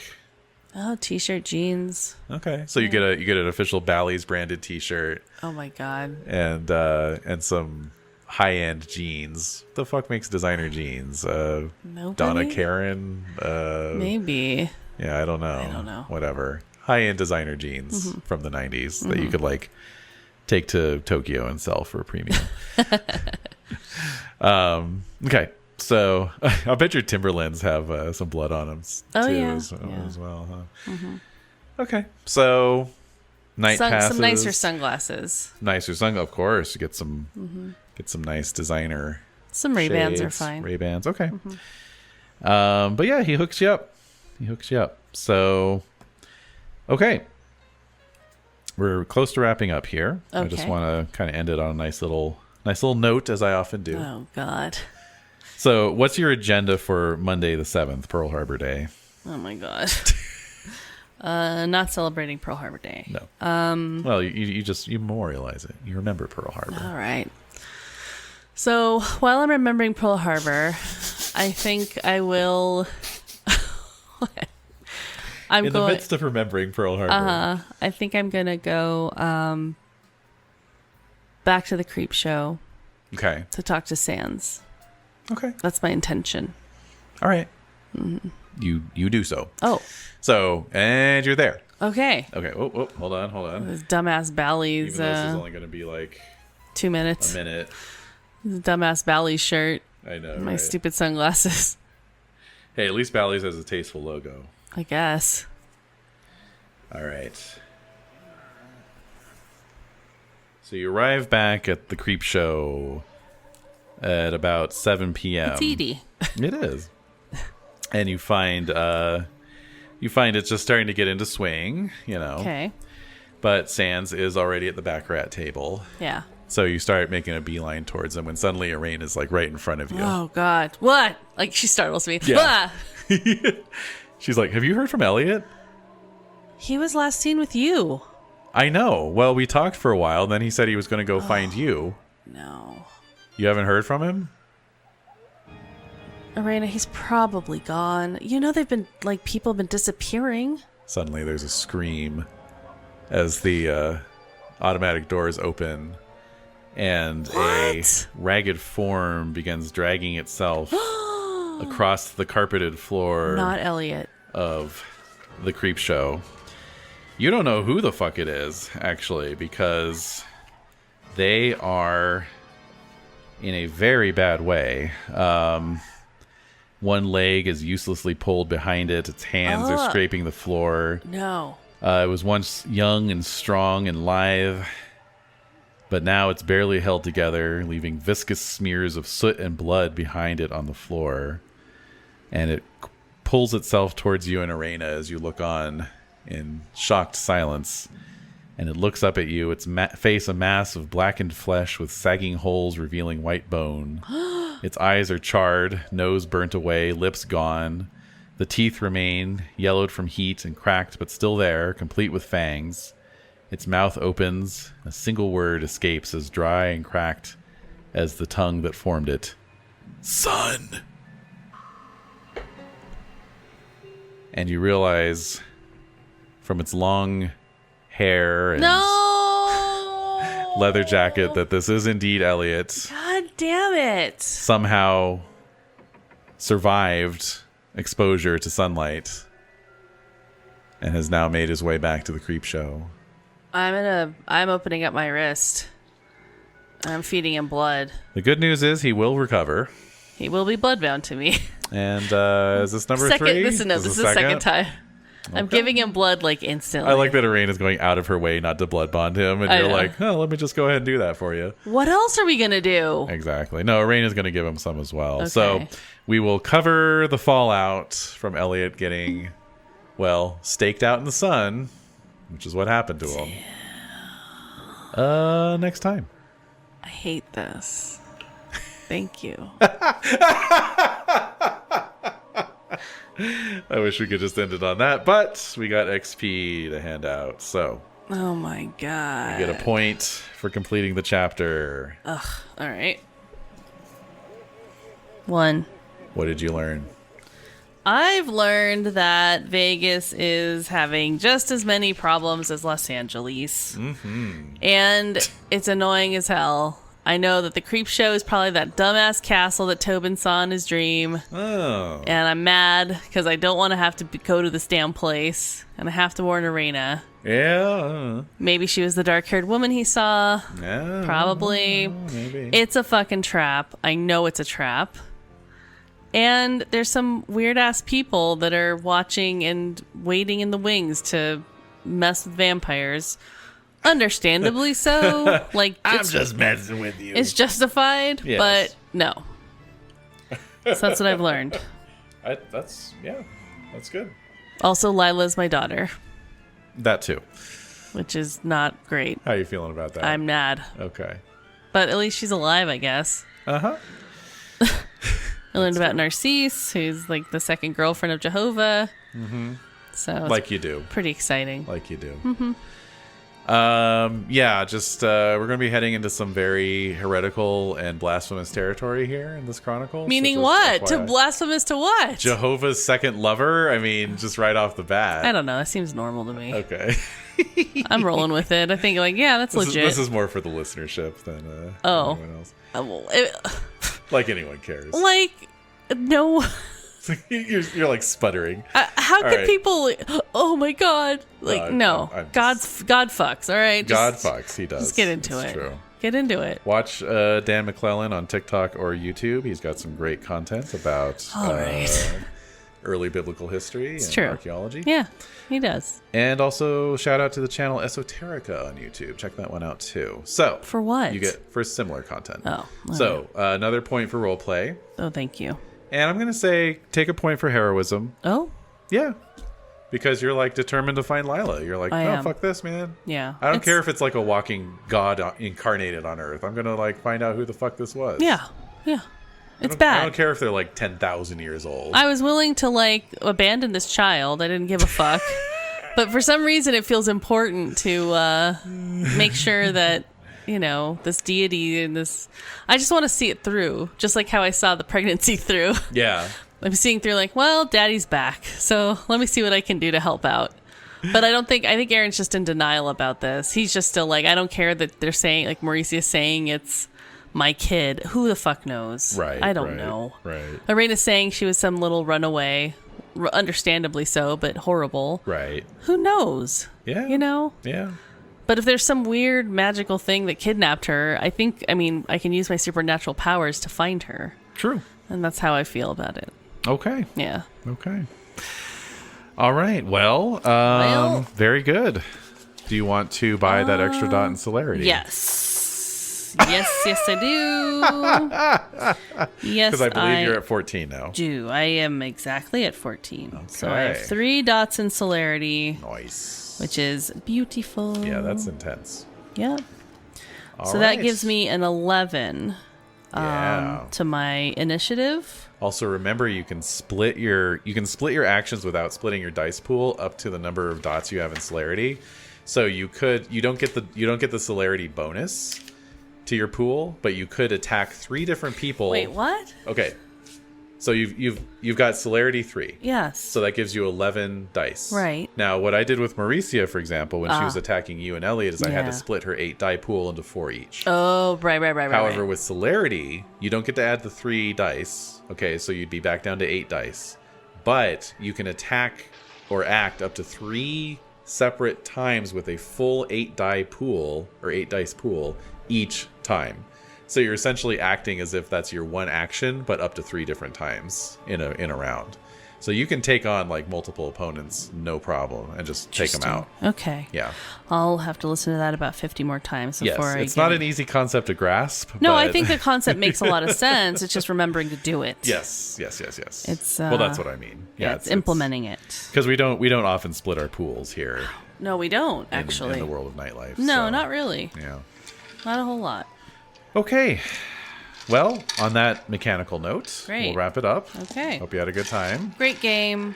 Apologies for my energy flagging a little bit, but that's all right. I feel like we got a lot out of this session. We did.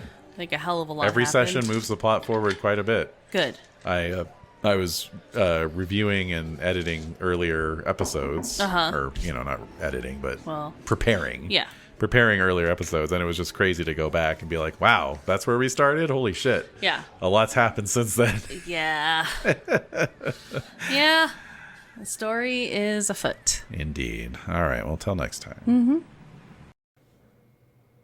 I'd like to take a moment to thank all of our patrons, both past and present. And thanks, as always, to those of you backing us at priest level and above. This includes Jonathan Morgantini, Marley Griffin, James Gilbreth, Hunt Cal, Jathar 132, Mika Tertianen, Ptolemy, and Just Barbarian Things,